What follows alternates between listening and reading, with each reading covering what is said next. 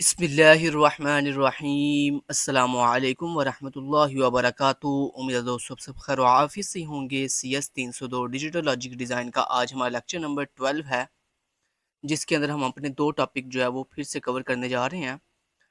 Previous lecture के अंदर आपने के मैप पढ़ा था और साथ ही साथ आपने ऐसे सर्किट्स पढ़े थे जिन सर्किट्स के अंदर मल्टीपल इनपुट्स होती हैं और मल्टीपल आउटपुट्स होती हैं। अब यहाँ पे हमारे पास इस लेक्चर 12 के अंदर जो पहला टॉपिक है वो है कंपटीटर। अब ये कंपटीटर क्या होता है? कंपटीटर बेसिकली एक ऐसा जो है सर्किट होता है जो दो नंबर्स को आपस में कंपेयर करता है। ठीक है, आपके पास एक पहली इनपुट होती है, एक दूसरी इनपुट होती है। पहली इनपुट के अंदर आपके पास सेट ऑफ नंबर्स होंगे और दूसरी इनपुट के अंदर भी आपके पास सेट ऑफ नंबर्स होंगे। तो वो जो भी आप इसको टू इनपुट्स दोगे, ये उन टू इनपुट्स को आपस में कंपेयर करेगा।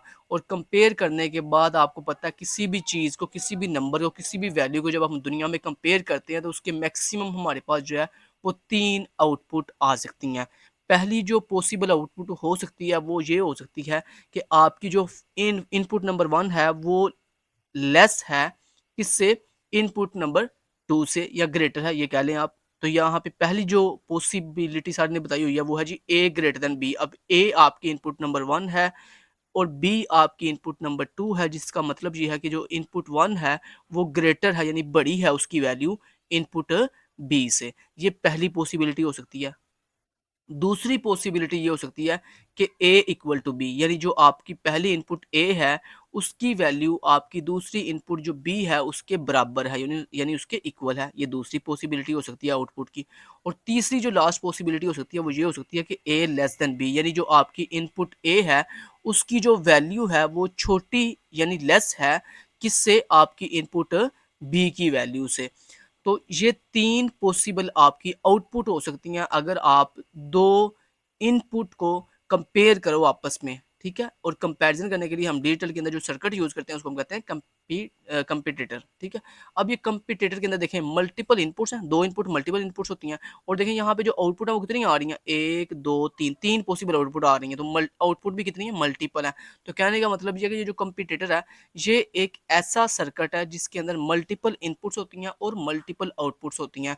आपने प्रीवियस लेक्चर के लास्ट पे मल्टीपल इनपुट्स और मल्टीपल आउटपुट के एक सर्किट की एग्जांपल पढ़ी थी, 7 सेगमेंट डिस्प्ले। वो एग्जांपल नंबर 1 थी किसकी? मल्टीपल इनपुट्स और मल्टीपल आउटपुट वाले सर्किट की। अब एग्जांपल नंबर 2 जो है वो है जी कंपटीटर की, जी इसके अंदर भी मल्टीपल इनपुट्स होती हैं और मल्टीपल आउटपुट होती हैं। अब यहाँ पे सर जैसे आपको कुछ एग्जांपल दे रहे हैं, मान लो जैसे सर कह रहे हैं कि अगर आपकी ए इनपुट की वैल्यू बी से ग्रेटर है तो उसकी एग्जांपल सर ने कुछ इस तरह से दी है। ये देखें, ये आपको एक सेट दिया गया है नंबर ऑफ वैल्यूज का, ये दूसरा सेट दिया गया है, ये तीसरा सेट है और ये चौथा सेट है एग्जाम्पल का, और ये आपके पास पांचवा सेट है और ये छठा सेट है। अब अगर आप गौर करें तो हर सेट के अंदर आपके पास दो वैल्यूज हैं, मतलब दो इनपुट है, एक इनपुट 1 है, एक इनपुट 2 है।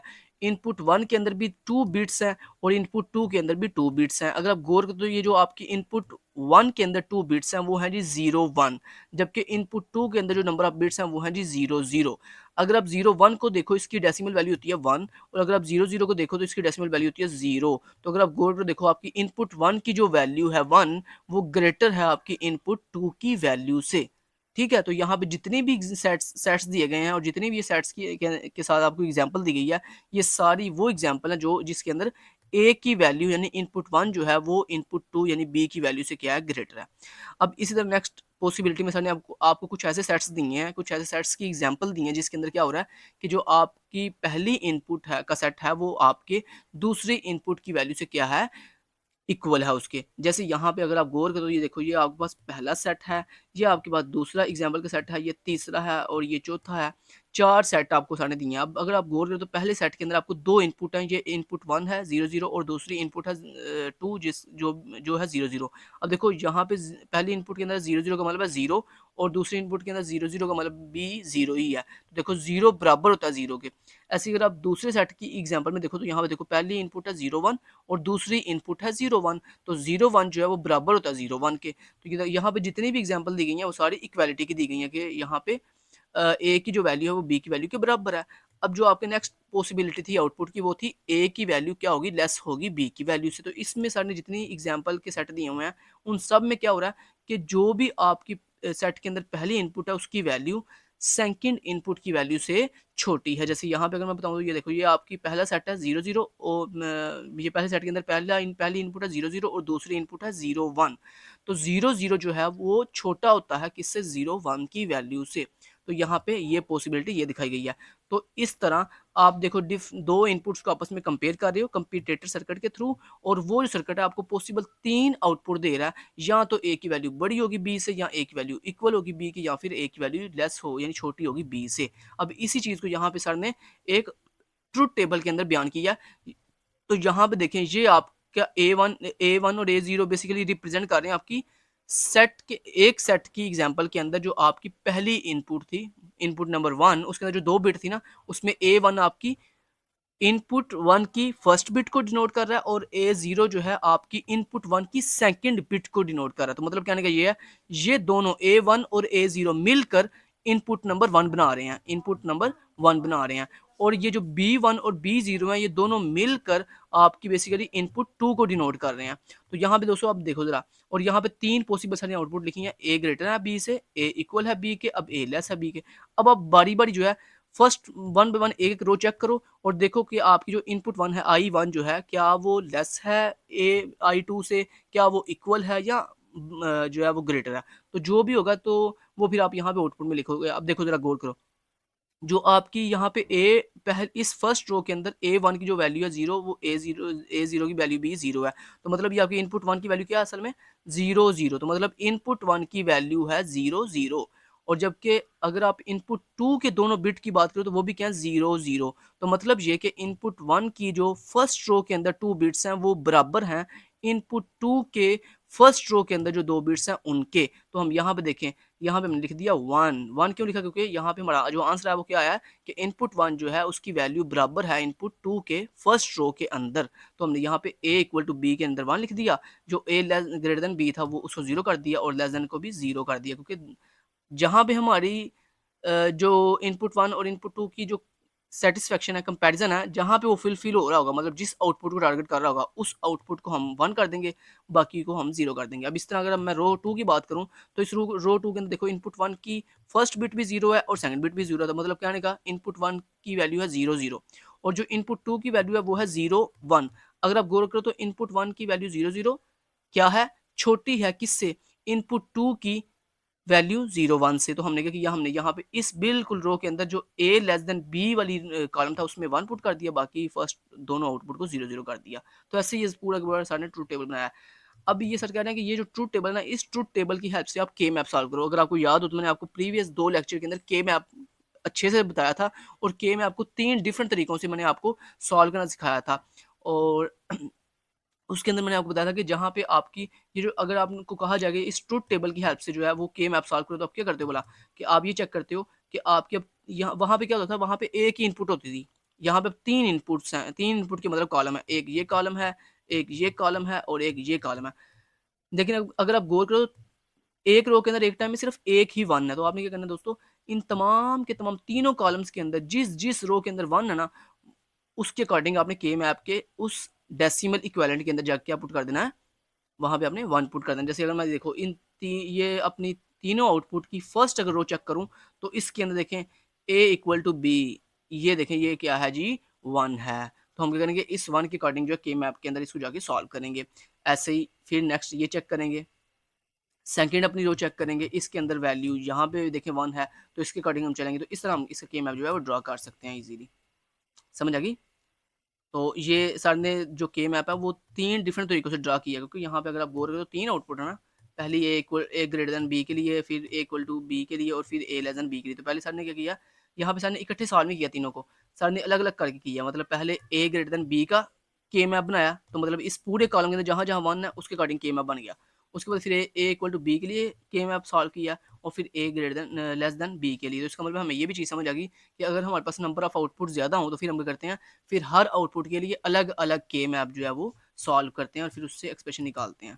ठीक है, तो चलेंगे सारा आपको समझ आ गई है कि किस तरह से हम जो कंपेरेटर वाला टॉपिक है उसका किस तरह से हम जो है के मैप ड्रा करके उसको सिंप्लीफाई कर सकते हैं।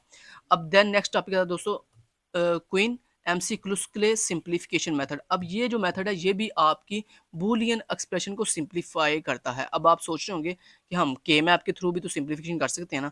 तो अगर दोस्तों आपको याद हो तो मैंने आपको बताया था कि अगर आपकी जो एक्सप्रेशन है जो आपको गिवन है जिसको आपने सिंप्लीफाई करना है, अगर उसमें नंबर ऑफ वेरिएबल जो हैं 2 हों, 3 हों या 4 हों या मैक्सिमम 5 हों तो फिर हम उसको के मैप से सॉल्व कर सकते हैं। लेकिन अगर आपके मान लो नंबर ऑफ वेरिएबल्स ज़्यादा हैं, 4 से ज़्यादा हैं, 5 हैं या 6 हैं, तो फिर उसके लिए हम के मैप का इस्तेमाल नहीं करते। फिर हम क्या करते हैं, फिर हम इस मेथड का इस्तेमाल करते हैं, क्वीन एमसीक्लूस्क्ले सिंप्लीफिकेशन मेथड। ठीक है। और एक और वजह इस मेथड को यूज़ करने की, दोस्तों के मैप के अंदर ना बहुत से रूल्स हैं। अब उसमें अगर आप एक भी रूल मिस कर दो तो क्या होता है, आपका के मैप जो है ठीक से आप ग्रुपिंग नहीं करते। जब ग्रुपिंग ठीक से नहीं करोगे तो क्या होगा, आपका जो आंसर है सिंप्लीफिकेशन का वो रॉन्ग आ सकता है। तो इसका मतलब है के मैप के अंदर अगर आप एक भी रूल फॉलो नहीं करेंगे तो आपके आंसर का रॉन्ग होना पॉसिबल है। लेकिन जो क्वीन एमसीक्लूस्क्ले मेथड है इसके अंदर आंसर रॉन्ग होना बहुत कम होता है। तो इसलिए हम फिर क्या करते हैं, के मैप की बजाय अपने बुलियन एक्सप्रेशन को सिंप्लीफाई करने की बजाय हम क्या करते हैं, हम क्वीन एमसीक्लूस्क्ले मेथड का इस्तेमाल करते हैं। अच्छा, अब यहाँ पे एक और चीज़ ये भी आपको समझ आ गई कि के मैप के बाद अब हम इस मेथड के थ्रू अपनी जो एक्सप्रेशन है उसको सॉल्व करेंगे। लेकिन यहाँ पे दोस्तों एक और चीज़ क्लियर कर दूँ, ये जो क्वीन एमसीक्लूस्क्ले मेथड है ना, ये बहुत लेंथी है। मतलब ईजी है, के मैप की निस्बत ईजी है क्योंकि के मैप में रूल्स बड़े ज़्यादा हैं, लेकिन इसके अंदर रूल बहुत माइनर से हैं। मतलब 3 या 4 रूल हैं और आपका पूरा क्वेश्चन सॉल्व हो जाता है। लेकिन इसमें सबसे जो मुश्किल बात है वो ये है कि ये लेंथ ही बहुत है। मतलब इसमें काफ़ी ज़्यादा टेबल बनते हैं, डायग्राम्स बनती हैं, फिर उसके फर्स्ट के साथ हम सेकंड को सॉल्व करते हैं, फिर सेकंड के साथ थर्ड को सॉल्व करते हैं। मतलब बहुत लेंथी है। तो एक चीज़ यहाँ पे क्लियर कर दूँ कि पेपर के पॉइंट ऑफ व्यू से अगर देखें, वैसे अगर हाँ आपने समझना हो इसको तो मैं आपको ये इसी लेक्चर में ये पूरा समझाऊंगा कैसे इसको सॉल्व करते हैं। लेकिन पेपर की पॉइंट ऑफ व्यू से अगर ये पहली तो बात है, ये क्वेश्चन आने के चांस बहुत कम है, 0.5% आप समझ लें। और अगर आता भी है तो ये लॉन्ग क्वेश्चन में आएगा, ना तो शॉर्ट में आएगा, ना ही एमसीक्यूज में आएगा। सिर्फ लॉन्ग के अंदर इसके आने के चांस हैं, वो भी बहुत कम। लेकिन वो कहते हैं ना कि जब किस्मत साथ ना दे रही हो तो कई दफ़ा ऐसे होता है कि जो जिस चीज़ की हम तवक्को नहीं कर रहे होते वो भी आ जाती है पेपर में। तो इसलिए मैं आपको ये टॉपिक पूरा सॉल्व कराऊंगा। आपने इस वीडियो को कंप्लीट देखना, ये नहीं करना कि मतलब ये लेंथ है तो आपने ये वीडियो स्किप कर देनी है, नहीं। क्या पता कि आप इसको स्किप कर दो, पेपर में यही क्वेश्चन आपको लॉन्ग क्वेश्चन के अंदर जो है वो आ जाए। तो इसलिए आपने इसको स्किप नहीं करना, इसको अच्छे से करना, समझना, चाहे जितना मर्जी टाइम लग जाए कोई बात नहीं, आप इसको अच्छे से समझें। तो चलें लेट्स गेट स्टार्टेड। सबसे पहले हम देखते हैं कि इसको, अच्छा ये जो क्वीन एमसीक्लूस्क्ले मेथड है ना, इसको सॉल्व करने के भी 2 मेथड हैं और आपकी मर्जी है, आप चाहे मेथड नंबर 1 से कर लो या मेथड नंबर 2 से कर लो। मैं दोनों मेथड सिखाऊंगा आपको 1 बाय 1। टाइम थोड़ा ज़्यादा लगेगा क्योंकि ये तो दोस्तों मैं इस क्वेश्चन को अब आपको सॉल्व करवाऊंगा। तो पेंट पे करने की बजाय मैं यहीं पे सॉल्व करवाता हूँ इसको आपको। तो ये देखें, सबसे पहले दोस्तों ये आपका फर्स्ट जो है स्टेप है। अब इस फर्स्ट स्टेप में सर ने क्या कैसे किया, इस स्टेप को मैं आपको बता देता हूँ यहाँ पे। तो सबसे पहले मैं एक काम करता हूँ, यहाँ से इस टेबल को कर लेता हूँ इस तरह से कॉपी। ठीक है, अब आप ज़रा गौर समझिएगा। ये देखें, सबसे पहले एक सर ने ये कैसे किया, तो बजाय इसके मैं नए से ऐसे करूँ तो इसको ही समझा देता हूँ, लेकिन यहाँ पे स्टेप बाय स्टेप समझाऊंगा। ठीक है, चलें जी, अब जरा गौर कीजिएगा। सॉरी, एमएस पेंट को हम फिलहाल के लिए कर लेते हैं बंद, जब इसकी जरूरत पड़ेगी ऊपर कर देंगे। अच्छा, अब देखें दोस्तों, हमने ये टेबल सबसे पहले स्टेप नंबर 1 के अंदर ये टेबल कैसे बनाया। सबसे पहले दोस्तों पहला कॉलम के अंदर हम लिखते हैं मिन टर्म। ठीक है, और उसके बाद जो नेक्स्ट 4 कॉलम है इनके अंदर ये ए बी सी डी कहाँ से आया, क्योंकि आपको ये देखें जो क्वेश्चन गिवन था उस क्वेश्चन के अंदर कितने वेरिएबल थे, 1 2 3 और 4 वेरिएबल थे, ए बी सी और डी। तो हमने यहाँ पे देखें क्या लिख दिया, नेक्स्ट कॉलम के अंदर ए अपना पहला वेरिएबल, दूसरा वेरिएबल बी, तीसरा वेरिएबल सी और चौथा वेरिएबल डी। ठीक है, इतना समझ आ गई बात की। उसके बाद नेक्स्ट ये जो पहले कॉलम के अंदर आपने मिन टर्म लिखी है, ये मिन टर्म का मतलब ये है कि आपको कौन कौन से मिन टर्म गिवन है क्वेश्चन के अंदर। तो ये देखो, ये जो आपको मिन टर्म गिवन है ना, ये देखो 1 3 6 7 8 9 11 12 13 14 एंड 15। तो इनको आपने मिन टर्म वाले कॉलम में लिख लेना। तो ये देखो 1 3 6 7 8 9 11 12 13 14 एंड 15। तो उम्मीद आपको समझ आ गई है कि ये मिन टर्म कहाँ से हमने लिखी है देखकर, और ये जो ए बी सी डी लिखा है ये कहाँ से देखकर लिखा है। अब उसके बाद नेक्स्ट ये जो बाइनरी लिखी हुई है कहाँ से आई है, ये देखो जरा। सबसे पहली इस पहली रो को देखो, इसमें देखो लिखा हुआ है 1। इस 1 की बाइनरी क्या होती है वो आप लिखो। तो देखो 1 की बाइनरी होती है 0 0 0 1। तो ये 1 की बाइनरी है पूरी। उसके बाद देखो नेक्स्ट हम क्या करना है, यहाँ पे 3 की बाइनरी, इस रो के अंदर क्या है, इस रो के अंदर 3 लिखा हुआ है। तो 3 की बाइनरी होती है 0 0 1 1। तो ये 3 की बाइनरी होगी। उसके बाद ये 6 है, 6 की बाइनरी होती है 0 1 1 0। तो ये बेसिकली 6 की बाइनरी लिखी हुई है। ठीक है, उसके बाद 7 है, तो 7 की बाइनरी लिखी हुई है 0 1 1 1। उसके बाद 8 है, और ये 8 की बाइनरी लिखी हुई है, ऐसे 9, 11, 12, 13, 14। तो ये इन सब की क्या लिखी हुई है, बाइनरी लिखी हुई है। ठीक है, समझ आ गई बात की। तो उम्मीद है आपको ये समझ आ गई है सारी चीजें। हमने ये फर्स्ट स्टेप के अंदर ये टेबल कैसे ड्रा किया। ठीक है, अब मैं इसको कर देता हूँ रिमूव। ठीक हो गया, हो जा, चलिए ठीक है, नहीं हो रहा कोई बात नहीं, इसको छोड़ते हैं। अच्छा जी, ये स्टेप नंबर 1 उम्मीद है आपने कर लिया कंप्लीट। अब चलते हैं स्टेप नंबर 2 की तरफ। तो स्टेप नंबर 2 में हम क्या करते हैं वो मैं आपको बता देता हूँ। उसके लिए सबसे पहले आप स्टेप नंबर 2 का जो टेबल है उसको फिट कर लें, मतलब उसको कॉपी कर लें यहाँ पे। तो यहाँ पे आप जरा गौर करें, यहाँ पे चले मैं एक काम करता हूँ, बल्कि मैं एक काम करता हूँ, यहाँ पे ना MS पेंट के ऊपर इसको ओपन कर लेता हूँ। स्टेप नंबर 1 तो आपको अच्छे से चले समझ आ गया। अब स्टेप नंबर 2 की आपको समझ तब आएगी जब दोनों एक दूसरे के सामने सामने होंगे। तो चले, बल्कि यहाँ पे एक दूसरे के सामने सामने ही है मुझे लगता है, हाँ यस, चले फिर भी अच्छी अच्छी बात है, हम यहाँ पे इसको कॉपी करके पेस्ट कर लेते हैं। तो यहाँ पे काम करता हूँ, यहाँ से इसको करता हूँ मैं कॉपी। कॉपी करने के बाद इसको यहाँ पे मैं कर लेता हूँ पेस्ट, Ctrl+V, पेस्ट कर लिया इसको। और उसके बाद दूसरी एक पिक्चर लेनी है मैंने, ये वाली, ये जो पिक्चर लगी हुई है, इस पिक्चर को कर लेता हूँ कॉपी, यहाँ पर न्यू पे जाता हूँ और उसके बाद मैं इसको यहाँ से ऐसे लेता हूँ, कट करता हूँ यहाँ से और इसको करता हूँ कॉपी। और कॉपी करने के बाद मैं यहाँ पे पेंट पे आता हूँ और पेंट पे आने के बाद मैं यहाँ पे इसको पेस्ट कर देता हूँ। अब इसको उठाकर यहाँ पे साइड पे कर देता हूँ। चलें जी, इतना कर दिया। ये देखें कुछ इस तरह से हो गया। ठीक है, अब इनको समझिए, गौर से समझिएगा। अब देखिए, ये स्टेप नंबर 1 के अंदर ये टेबल आपने ड्रा कर लिया, ये आपको आगे करना। ठीक है, उम्मीद है। अब ये है जी स्टेप नंबर 2। इस स्टेप नंबर 2 में आपने क्या करना है, सबसे पहले जितने कॉलम आपके स्टेप नंबर 1 के अंदर थे ना, देखो कितने कॉलम थे, 1 2 3 4 5, 5 कॉलम, सेम वही कॉलम बनाने हैं। पहला कॉलम मेन टर्म का, फिर नेक्स्ट जो 4 वेरिएबल थे ABCD वो लिखी है, और एक एक्स्ट्रा कॉलम बनाते हैं स्टेप नंबर 2 के अंदर जिसमें हम लिखते हैं यूज्ड।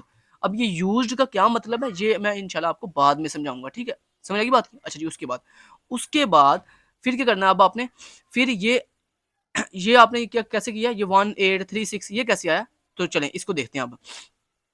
तो सबसे पहले दोस्तों आपने देखना है कि आपके इस पूरे के पूरे टेबल के अंदर कौन सी ऐसी यहाँ पे टर्म्स हैं, यहाँ पे मतलब कौन सी ऐसी रोज हैं जिनके अंदर एक भी 1 नहीं है, एक भी 1 नहीं है। तो मुझे बताएं, क्या आपकी यहाँ पे कोई भी ऐसी रो है जिसके अंदर एक भी 1 ना हो? तो नहीं, यहाँ पे कोई भी ऐसी रो नहीं है जिसकी बाइनरी में एक भी 1 ना हो। ठीक है, चलें, मुझे ऐसा कोई वन नहीं, मुझे ऐसी कोई वैल्यू नहीं मिली, अगर मिली तो फिर मैं उसको यहाँ पे पुट कर लेता। उसके बाद देखें नेक्स्ट नेक्स्ट हम क्या करते हैं। नेक्स्ट दोस्तों हम ये चेक करते हैं कि इस टेबल के अंदर कौन सी ऐसी बाइनरी है जिसके अंदर सिर्फ एक ही 1 है। तो ये देखें, पहली रो के अंदर देखो सिर्फ एक ही 1 है, तो हमने ये वाली रो सेलेक्ट कर ली। अब आपने वो रो सेलेक्ट करनी है जिनके अंदर नंबर ऑफ 1 सिर्फ एक ही है। तो एक पहली ये रो सेलेक्ट होगी। उसके बाद देखें इस रो में 2 1 है, इसको नहीं छोड़ देंगे, इसके अंदर 2 1 है छोड़ देंगे, इसमें 3 1 है छोड़ देंगे, इसमें एक ही 1 है। देखें पूरी बाइनरी के अंदर सिर्फ एक ही 1 है, तो इसको सिलेक्ट कर लेंगे। उसके बाद नेक्स्ट देखें, कोई इसमें 2 1 है, इसमें 3 है, इसमें 2 है, इसमें 3 है, इसमें 2 3 और इसमें 4 है। तो इसका मतलब हमें यहाँ पर ऐसी रो सिर्फ 2 ही मिली है जिसमें नंबर ऑफ 1 एक है। तो वो एक कौन कौन सी है, एक है 1 वाली, तो ये देखिए मैंने लिख दिया 1। यहाँ पे देखिए समझ रहे बात को। तो यहाँ पे पहली रो में मैंने 1 क्यों लिखा है, क्योंकि यहाँ पे पहली रो ये थी जिसके अंदर जिसकी बाइनरी में सिर्फ एक ही 1 था, मैंने यहाँ पे लिख दिया 1। उसके बाद देखिए नेक्स्ट नेक्स्ट 8 की बाइनरी के अंदर सिर्फ एक ही 1 है, मैंने यहाँ पे नेक्स्ट रो में लिख दिया 8। ठीक है, तो ये मेरा बन गया पहला ग्रुप। दोस्तों यहाँ पे बेसिकली ना सेकंड स्टेप में ग्रुपिंग करते हैं, और ग्रुपिंग कैसे करते हैं, नंबर ऑफ 1s को देखकर। तो पहला वो ग्रुप होता है जिस ग्रुप की बाइनरी के अंदर कोई भी 1 नहीं होता, तो वो हमें ऐसा 1 यहाँ ऐसी कोई भी बाइनरी नहीं मिली। उसके बाद फिर ये जो अब यहाँ पे हमने ये पहला ग्रुप बनाया, इसके अंदर वो बेसिकली डेसिमल्स हैं या वो मिन टर्म है जिनकी बाइनरी के अंदर सिर्फ एक ही 1 है। ये अगर आप गौर कर देखो, इसमें सिर्फ एक ही 1 है और इसमें भी एक ही 1 है। ठीक है, समझ लगी बात की। नेक्स्ट देखें, नेक्स्ट अब ये जो सेकंड ग्रुप है ना, ये जो सेकंड ग्रुप है, ये सेकंड ग्रुप बेसिकली उन रोज का है जिसके अंदर नंबर ऑफ 1 जो है वो 2 2 है। नंबर ऑफ 1 कितने हैं, 2 2 है। तो कैसे वो करके दिखाता हूँ, ओहो सॉरी सॉरी सॉरी, एक मिनट ठहरे जरा। ओके, इसको यहाँ पे ऐसे ले लेते हैं। ओके जी, अब देखें जरा नंबर ऑफ 1 किसके पास 2 2 है। तो एक देखें ये है जी 3 की बाइनरी में 2 1 है, तो यहाँ मैंने सेकंड ग्रुप में लिख दिया पहली वैल्यू 3। उसके बाद नेक्स्ट देखें, इसके पास भी 6 के पास भी 2 1, 6 की बाइनरी में 2 1 है, तो हमने ये देखें सेकंड रो में लिख दिया, सेकंड ग्रुप की सेकंड रो में लिख दिया 6। उसके बाद नेक्स्ट देखें 7 के पास 3 1 है, इसको छोड़ देंगे। अब 9 के पास देखें 2 1 है, तो हमने यहाँ पे लिख दिया 9। मतलब इस ग्रुप के अंदर सिर्फ वही वैल्यूज आएंगी जिनके पास नंबर ऑफ 1s कितने हैं, 2 हैं। ठीक है। उसके बाद देखें 12 के पास भी 2 वंस है, तो हमने यहाँ पे लिख दिया 12, ठीक है। और यहाँ पे किसी किसी के पास भी 2 वंस नहीं है। चलें जी, ये ग्रुप भी यहाँ पे देखें, ये जो बोल्ड लाइन है ना, ये बेसिकली ये शो कर रही है कि यहाँ पे ये वाला ग्रुप एंड हो गया। अब नेक्स्ट दोस्तों ग्रुप वो वाला है जिसकी बाइनरी के अंदर, जिसके बाद इस ग्रुप के अंदर जितनी भी वैल्यू है ना, उनकी बाइनरी के अंदर 3 वंस हैं। तो अब यहाँ पे आपने ऐसी वैल्यूज ढूंढनी है इस पहले टेबल के अंदर जिनके जिनकी बाइनरी के अंदर नंबर ऑफ वंस कितने हैं, 3 हैं। तो यहाँ पे देखो इस ग्रुप के अंदर 7 की बाइनरी में भी 3 वंस हैं, 11 की, 13 की और 14 की। ठीक है, ये भी हो गया, ग्रुप पूरा हो गया। यहाँ पे ग्रुप को हाईलाइट कर दिया नीचे नीचे जाकर, ये ग्रुप कंप्लीट। अब नेक्स्ट वो ग्रुप बनेगा जिसकी बाइनरी में 4 वंस होंगे। मतलब देखें सीक्वेंस हम कर रहे हैं, पहले ग्रुप के अंदर वो वैल्यूज जिनकी बाइनरी में कोई वन नहीं, नेक्स्ट ग्रुप के अंदर वो वैल्यूज जिनकी जिनकी बाइनरी में सिर्फ एक ही वन हो, नेक्स्ट ग्रुप के अंदर वो वैल्यूज जिनकी बाइनरी में 2 वंस हो, फिर नेक्स्ट ग्रुप के अंदर वो वैल्यूज जिनकी बाइनरी के अंदर 3 वंस हो, फिर नेक्स्ट ग्रुप के अंदर वो वैल्यूज जिनकी बाइनरी के अंदर 4 वंस हो। ऐसी सीक्वेंस से आपने one by one next group के अंदर एक एक वन बढ़ाते जाना है।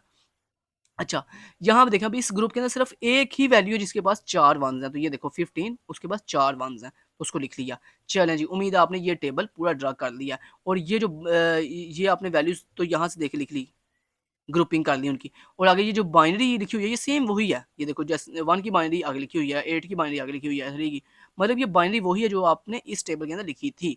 सिर्फ क्या हुआ है, वैल्यूज अकॉर्डिंग टू ग्रुप जो है वो ऊपर नीचे सेट हुई हैं, मैनेज हुई हैं। ठीक है, चलें ये स्टेप नंबर 2 भी उम्मीद है आपको इंशाल्लाह समझ आ गया।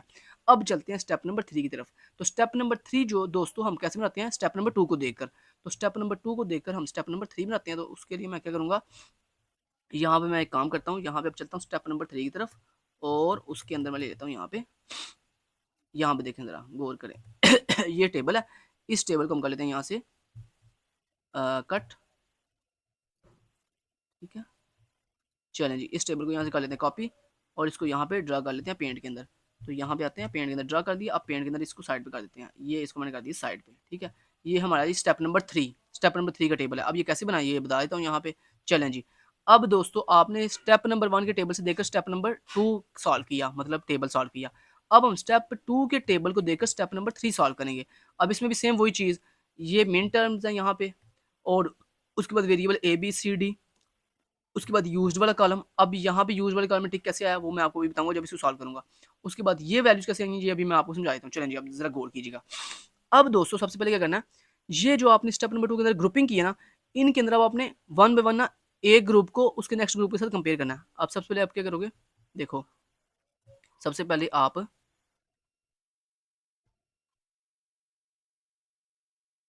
मैं एक काम करता हूँ, यहाँ से पूरा रिमूव करके नए से टेबल ले लेता हूँ ताकि आपको समझने में आसानी हो। तो यहाँ पर मैं इसका नया टेबल ले लेता हूँ। तो यहाँ पर मैं जनाब यहाँ पे जाता हूँ और यहाँ से इसका नया टेबल ड्रा कर लेता हूँ। पहले ये मैंने टेबल कर दिया कॉपी ताकि मैं इजीली आपको समझा सकूँ। यहाँ पे आता हूँ, पेस्ट कर लेता हूँ इसको, और उसके बाद मैं यहाँ पे जाता हूँ और नेक्स्ट टेबल को कॉपी कर लेता हूँ। तो ये देखें, मैं ये सिर्फ आपकी आसानी के लिए कर रहा हूँ ताकि आपको कोई कन्फ्यूजन ना हो समझने में। 2 स्टेप आपने समझ लिया। स्टेप नंबर 3 पे जाने से पहले मैं इसको दोबारा से मैंने कॉपी कर दिया, ये कॉपी कर दिया मैंने इसको, और ये आप देख सकते हैं यहाँ पे आता हूँ और इसको पेस्ट कर देता हूँ। ये पेस्ट कर दिया, इसको साइड पे कर देता हूँ। चलें जी, कर दिया।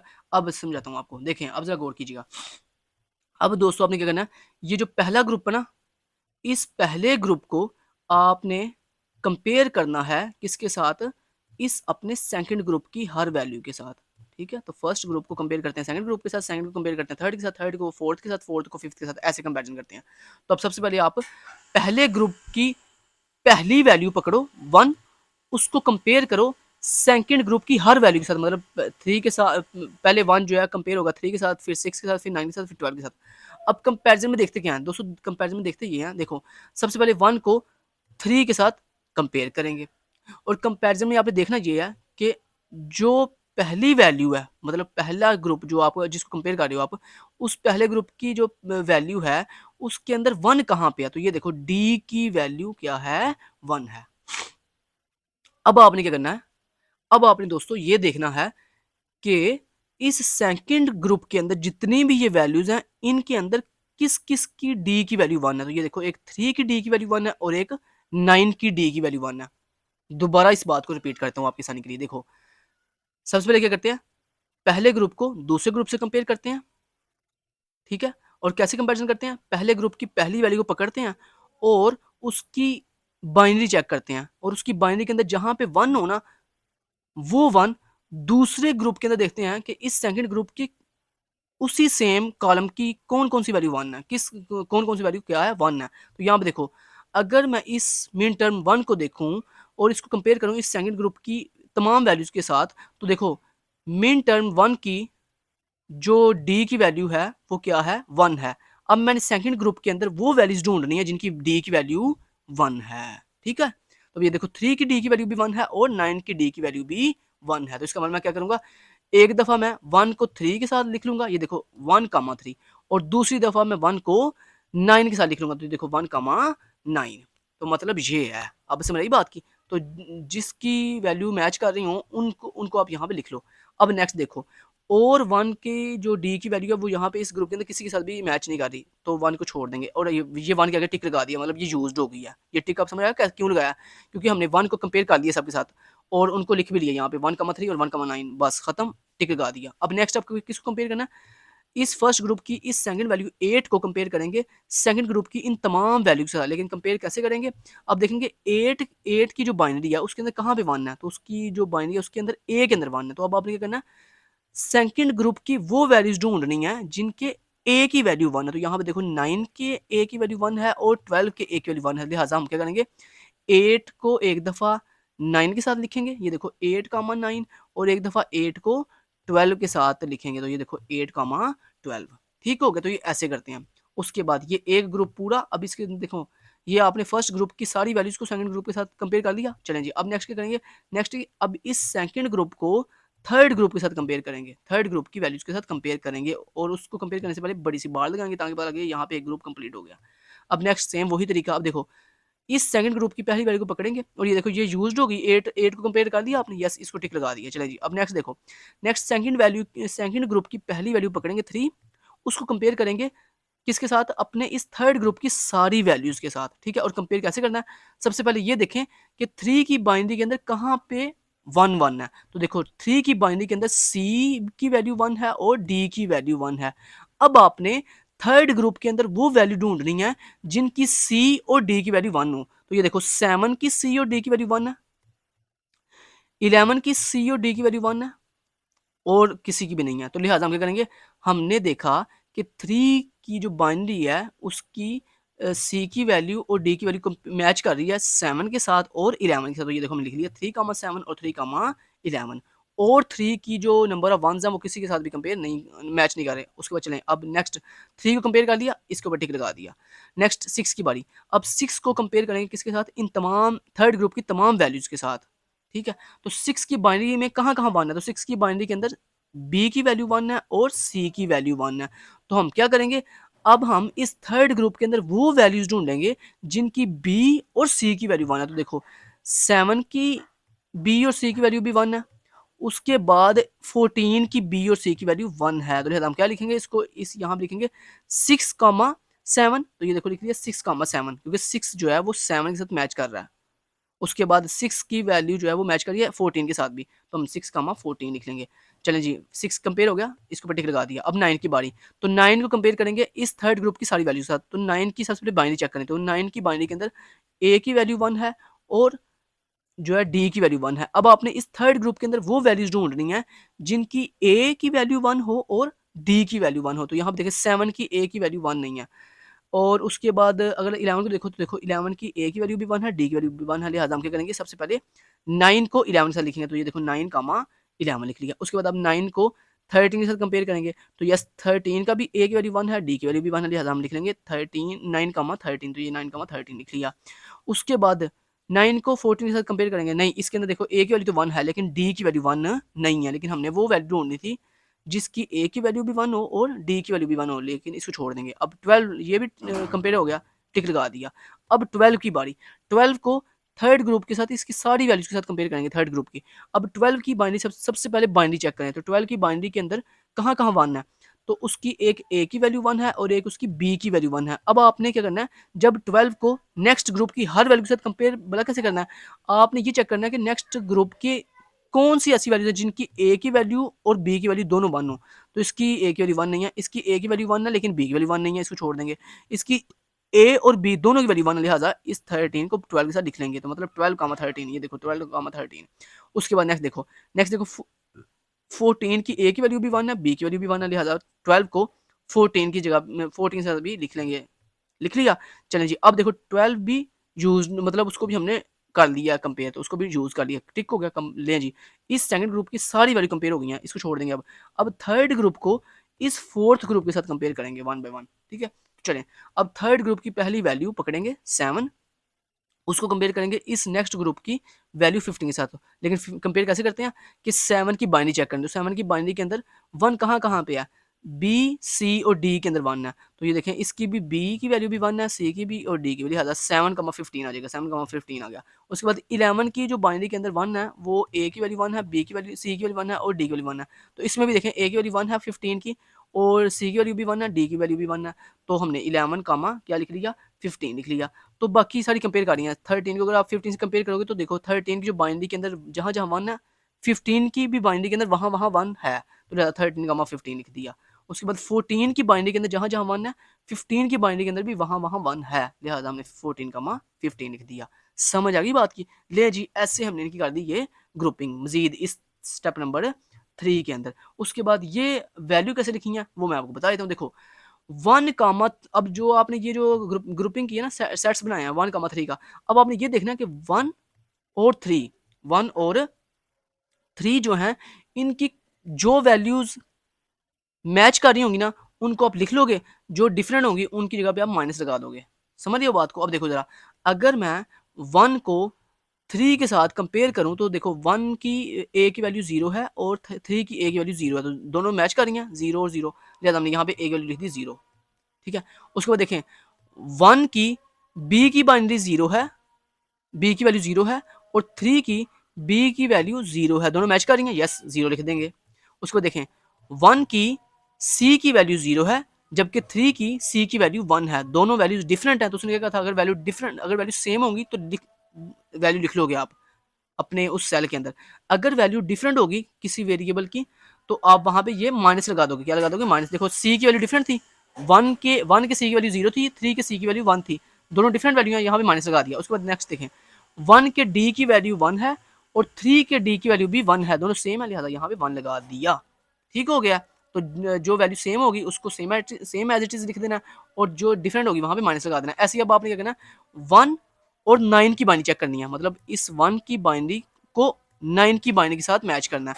तो जहां पे ए बी सी और डी की वैल्यू मैच कर रही होगी वो उसको लिख लोगे, जहां पे मैच नहीं कर रही होगी उसको आप वहां पे माइनस लगा दोगे। ठीक हो गया? अब देखो अगर दोबारा गौर करो, आप देखो 1 की ए की वैल्यू 0 है, 9 की ए की वैल्यू 1 है, दोनों डिफरेंट है, यहाँ पे देखो माइनस लगा दिया। ठीक है, 1,9 वाली सेल के 1,9 वाली रो के अंदर ए की वैल्यू के अंदर माइनस लगा दिया क्योंकि दोनों वैल्यू डिफरेंट थी। अच्छा इधर देखो जरा, 1 की बी की वैल्यू 0 है और 9 की बी की वैल्यू भी 0 है, तो दोनों वैल्यू सेम है 0, तो यहाँ पे 0 लगा दिया। उसके बाद ऐसे ही बाकी भी आपने सारा फिल कर लेना। उम्मीद है आपको सारा समझ आ गया। चलें जी, उम्मीद है आपने स्टेप नंबर 3 भी कंप्लीट कर लिया। अब नेक्स्ट इंशाल्लाह हम स्टेप नंबर 4 को नमाज के बाद कंटिन्यू करेंगे। तो दोस्तों ये स्टेप नंबर 3 जो है वो हमने कंप्लीट कर लिया। अब हम नेक्स्ट क्या करेंगे, इस स्टेप नंबर 3 से हम स्टेप नंबर जो 4 का टेबल है वो जो है ड्रा करेंगे। तो उसके लिए सबसे पहले मैं एक काम करता हूँ, यहाँ पे सेम एज इट इज जैसे मैंने स्टेप 2 से आपको स्टेप 3 करवाया है स्टेप बाय स्टेप, ऐसे ही मैं इसको रिमूव करता हूँ और ये स्टेप नंबर 3 का टेबल है, इसको मैं दोबारा से यहाँ से कॉपी करता हूँ ताकि मैं आपको नए सिरे से स्टेप 3 से स्टेप 4 समझा सकूँ। तो ये स्टेप 3 का टेबल है। अब मैं यहाँ से स्टेप 4 का जो टेबल है वो भी कॉपी कर लेता हूँ और फिर आपको समझाता हूँ ये कैसे फाइंड हुआ है। अच्छा जी, यहाँ पे इसका ले लेते हैं हम स्क्रीनशॉट, ये लेंगे हम इसका स्क्रीनशॉट और इसको कर लेते हैं यहाँ से कॉपी। ठीक है, और उसके बाद हम यहाँ पे इसको पेस्ट करते हैं और साइड पे कर देते हैं। अच्छा ये है जी आपका स्टेप नंबर 3 जो कि हमने करना सीख लिया, ये मैंने आपको सिखा दिया। अब इस स्टेप 3 से ये स्टेप 4 सर ने कैसे किया ये मैं आपको बताता हूँ। तो सबसे पहले दोस्तों वही सेम तरीका जैसे आपने स्टेप 2 के अंदर ग्रुपिंग को आपस में कंपेयर किया डिफरेंट ग्रुप्स को और उससे स्टेप 3 आपने उसका टेबल ड्रा किया, ऐसे ही अब हम इस स्टेप 3 के अंदर क्या करेंगे, सॉरी स्टेप 4 में क्या करेंगे, ये देखें ये जो ग्रुप है ये आपका पहला ग्रुप है इस टेबल का और ये आपका दूसरा ग्रुप है इस टेबल का। ठीक है, तो इस पहले ग्रुप के हर एलिमेंट को मतलब हर टर्म को, इसको टर्म कहते हैं, वैल्यू नहीं कहते, इसको टर्म कहते हैं। तो अगर मैं वैल्यू बोल भी दूँ गलती से तो आपने समझ आना मैं टर्म बोल रहा हूँ, दिस इज द टर्म।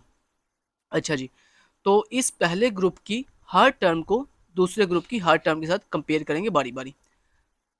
अब प्रीवियस स्टेप के अंदर आपने ये चेक कर, जब कंपैरिजन करते तो आप ये देखते थे कि जो पहली टर्म होती थी उसका जहाँ पे 1 होता था ना, नेक्स्ट ग्रुप के अंदर वो आप टर्म ढूंढ रहे थे जिसका सेम वही वेरिएबल की वैल्यू 1 होती थी। लेकिन यहाँ पे अब आप एक और थोड़ी अजाफी चीज़ करोगे, वो ये करोगे कि यहाँ पर आप सबसे पहले पहले ग्रुप की जो पहली टर्म है ना उसकी बाइनरी में देखोगे कहाँ पे माइनस और 1 है।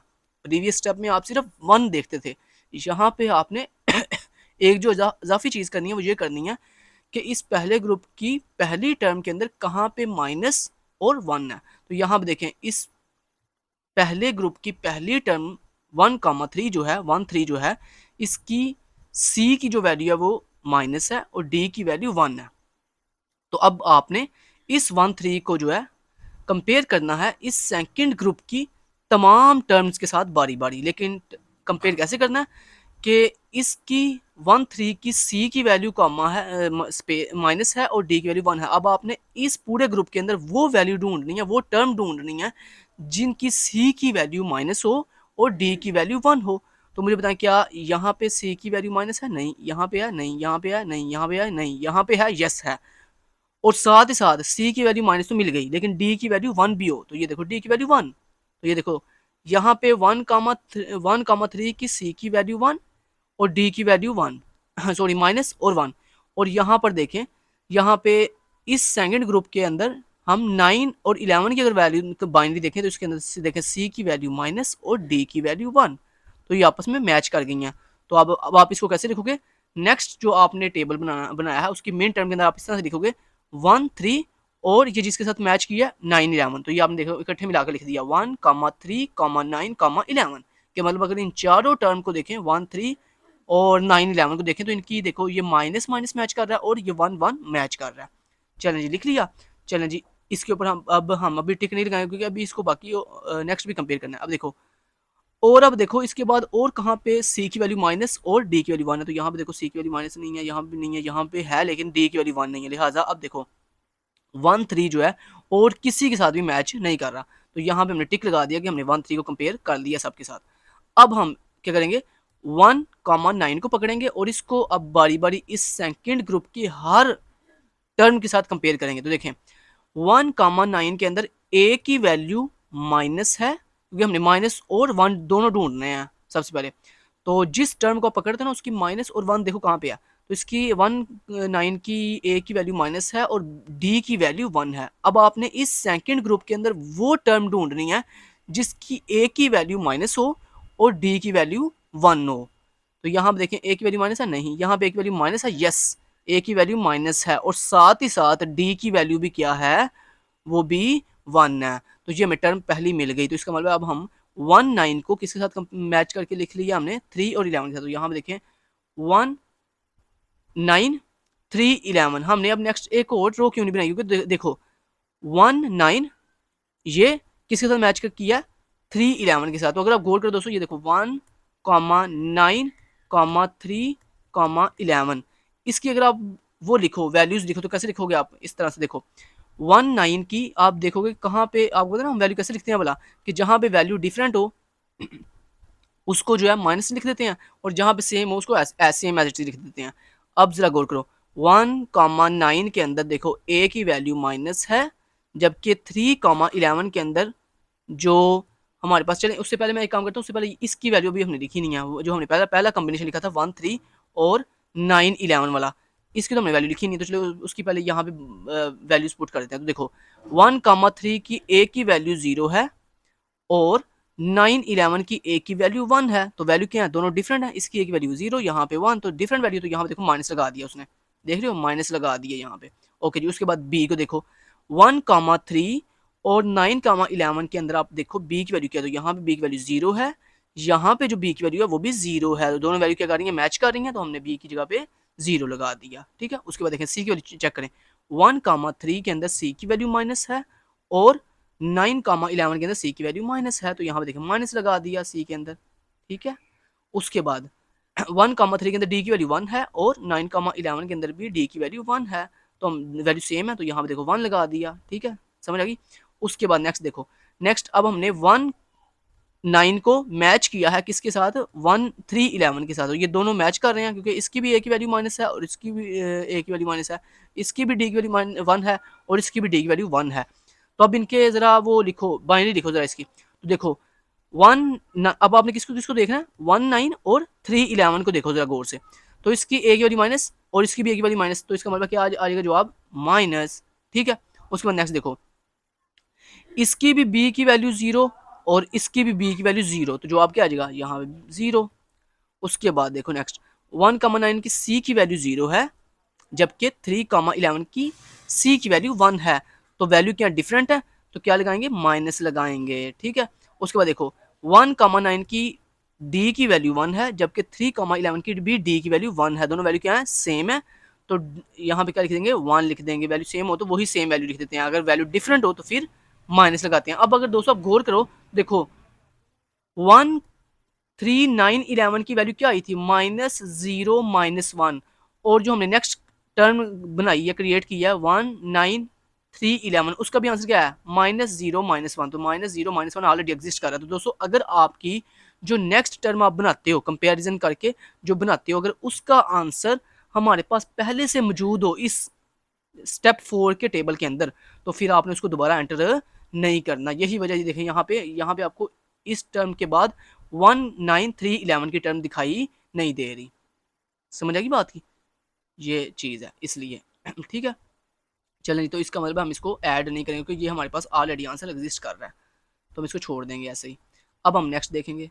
नेक्स्ट अब इसको कंपेयर करना है 1,9 को कंपेयर नेक्स्ट करना हमने इस 6,7 के साथ। तो क्या कंपेरिजन करना है, 1,9 के अंदर ए की वैल्यू माइनस और डी की वैल्यू 1 है, ये नेक्स्ट मैच करना है। तो ए की वैल्यू माइनस नहीं, यहाँ पे ए की वैल्यू माइनस है यस, लेकिन डी की वैल्यू 1 नहीं है क्योंकि हमने वो टर्म ढूंढ रही है जिसकी ए की वैल्यू माइनस हो और डी की वैल्यू 1 हो। तो इसके अंदर तो नहीं है, नेक्स्ट भी नहीं है, नेक्स्ट भी नहीं है, नेक्स्ट भी नहीं है, नेक्स्ट भी नहीं है। इसका मतलब 1,9 अब और किसी के साथ भी मैच नहीं कर रहा, लिहाजा यहाँ पे हमने टिक लगा दिया कि ये हमने कंपेयर कर दिया कम्प्लीटली। अब नेक्स्ट बारी किसकी है, 8,9 की। अब देखो 8,9 है, इसके अंदर देखो कहाँ पे 1 और कहाँ पे माइनस है। देखो ए की वैल्यू इसकी बाइनरी में 1 है जबकि डी की वैल्यू माइनस है। अब हमने इस सेकंड ग्रुप के अंदर वो टर्म ढूंढनी है जिसकी ए की वैल्यू 1 हो और डी की वैल्यू माइनस हो। तो ए की वैल्यू 1 1 1 1 1 कहाँ पे है, ये है, लेकिन इसकी डी की वैल्यू माइनस नहीं है, इसको छोड़ देंगे। इसकी वैल्यू 1 है लेकिन इसकी सॉरी माइनस ढूंढना हमने, माइनस ढूंढ सॉरी 1 हाँ ढूंढना, तो यहाँ पे 1 है लेकिन यहाँ पे भी 1 है, तो हमने वो ढूंढना जिसकी ए की वैल्यू 1 हो और डी की वैल्यू माइनस हो। तो ये देखो इसकी, देखो ये मिल गई एक, इसकी ए की वैल्यू 1 है और डी की वैल्यू माइनस है, तो इसका मतलब ये हमें वैल्यू मिल गई। अब इसको जो है किसके साथ लिखेंगे, 8,9 टर्म, और ये किसके साथ मैच की है, 12,13। तो ये देखो हमने लिख दिया 8,9, 12,13, ये लिख दिया। लिखने के बाद अब इनकी करेंगे बाइनरी चेक करेंगे। तो 8,9 का ए की वैल्यू 0 है जबकि 12,13 की ए की वैल्यू क्या है, 1, तो 1 और 1 मैच कर गया, यहाँ पे लगा दिया 1। नेक्स्ट देखें, इसकी बी की वैल्यू 0 है और इसकी बी की वैल्यू 1 है, दोनों डिफरेंट है, माइनस लगा दिया। ठीक है, नेक्स्ट देखो इसकी सी की वैल्यू 0 है, ये देखो ये 0, इसकी सी की वैल्यू 0 है और इसकी जो है वो सी की वैल्यू भी 0 है, तो यहाँ पे देखो मैच कर की वैल्यू तो 0 लगा दिया। उसके बाद नेक्स्ट देखो इसकी डी की वैल्यू माइनस है और इसकी भी डी की वैल्यू माइनस है, तो माइनस लगा दिया। ठीक है, अब यहाँ पे और ये किसी के साथ मैच नहीं कर रहा, यहाँ पे टिक लगा दिया। अब नेक्स्ट इसको कंपेयर करेंगे, 8,12 को 1 बाय 1 सबके साथ कंपेयर करेंगे। तो चलिए चेक करने सबसे पहले 8,12 के अंदर 1 और माइनस कहाँ पे है, ए की वैल्यू 1 है और बी की वैल्यू माइनस है। अब आपने इस सेकंड पूरे ग्रुप के अंदर वो टर्म ढूंढनी है जिसकी ए की वैल्यू 1 हो और बी की वैल्यू माइनस हो। तो सबसे पहले ए की वैल्यू 1 यहाँ पे किसके पास है, ये देखें इसके पास है, लेकिन इसकी बी की वैल्यू माइनस नहीं है। इसकी ए की वैल्यू देखो 1 भी है और बी की वैल्यू माइनस भी है, लिहाजा और किसी के पास भी नहीं है, लिहाजा ये जो टर्म है 8 और 12 ये मैच कर गई है किसके साथ, 9 13 के साथ।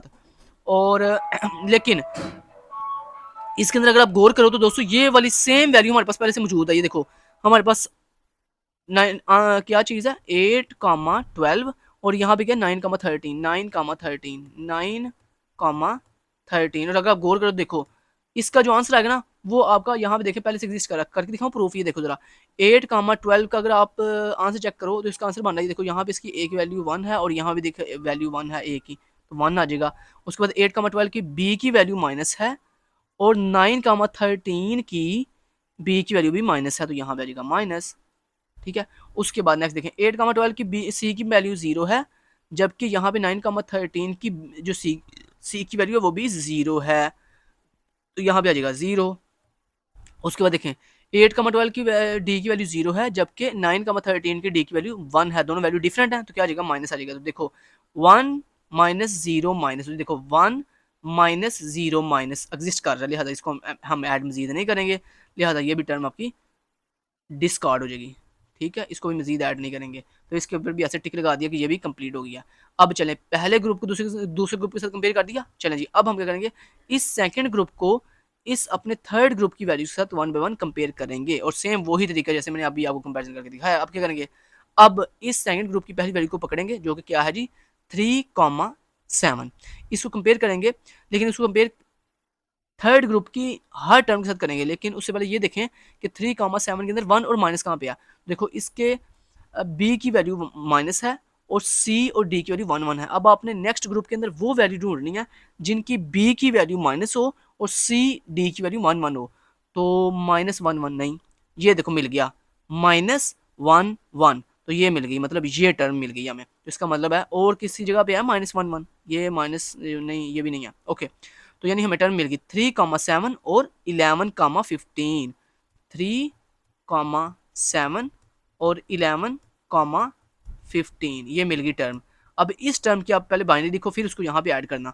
तो यहाँ पे देखो हमने वैसे लिख दी है 3,7 11,15, और इसकी ये वैल्यू जो है वो आपको पता है कैसे हमने निकाली है, कैसे निकाली है। अगर दोनों कंपेयर करेंगे, आप 3,7 की पहली एक वैल्यू चेक करेंगे, वो है जी 0, और 11,15 की पहली वैल्यू है 1, दोनों डिफरेंट हैं, तो देखो माइनस लगा दिया।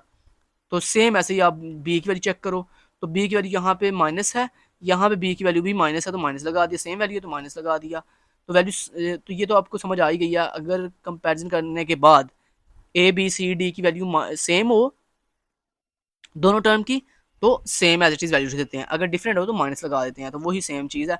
तो बाकी ये सारे उम्मीद है आपने सारे आपको समझ आ गई है। बाकी स्टेप मुझे बताने की अब जरूरत नहीं है, वो आपको समझ आ गया नेक्स्ट कैसे इसने फिल किया, कैसे ये टर्म इसने बनाई है।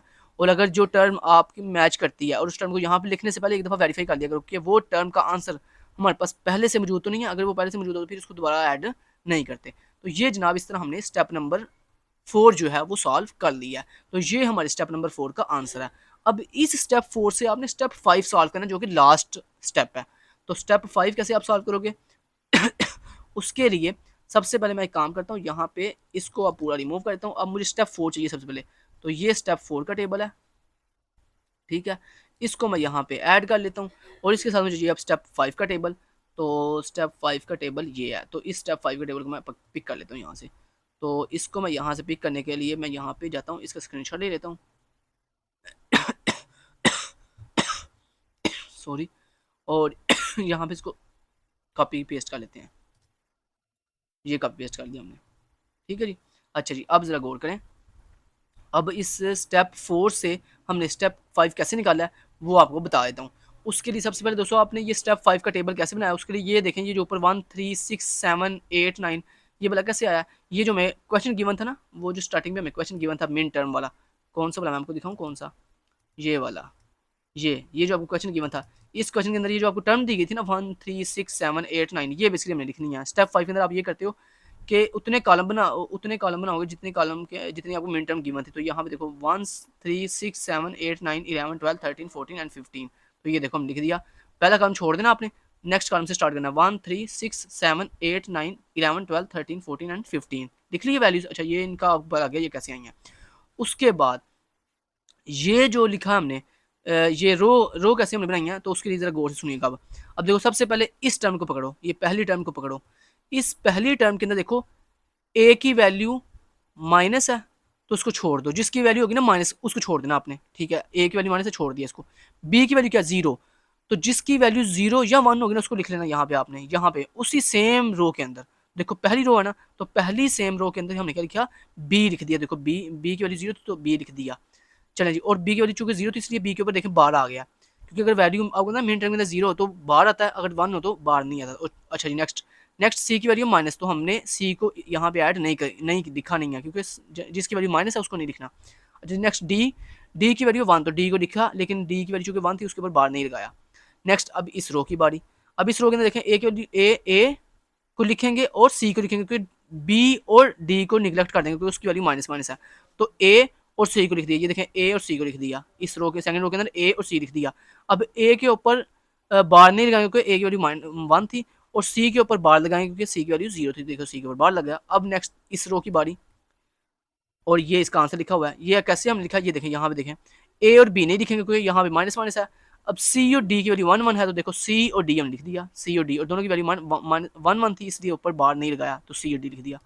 अब नेक्स्ट ये कैसे आया, उसके लिए अब इस रो को पिक करो, इसमें देखो ए को छोड़ दो क्योंकि ए की वैल्यू माइनस है, बी और सी लिख लो क्योंकि बी की वैल्यू वन है और सी की वैल्यू वन है, तो देखो बी और सी लिख दिया।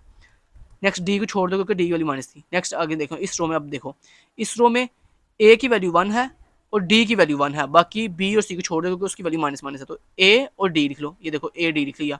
उसके बाद अब इस रो की बारी, इसमें देखो ए और बी को लिख लेंगे, सी डी को छोड़ देंगे, तो ए बी लिख लिया, ये देखो ए बी लिख लिया। चलें ये भी आपको लगे ये कैसे आया। नेक्स्ट अब दोस्तों, अब फिर जरा गौर करो, अब ये बी और डी के आगे ये पूरे रो के अंदर हमने ये एक्स एक्स कैसे पुट किया, ये देखो जरा गौर करो।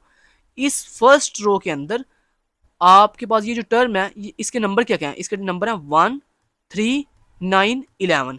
तो इस फर्स्ट रो के अंदर आपने देखो 1 के नीचे एक्स लगा दिया, 3 के नीचे एक्स लगा दिया, 9 के नीचे एक्स लगा दिया और 11 के नीचे एक्स लगा दिया।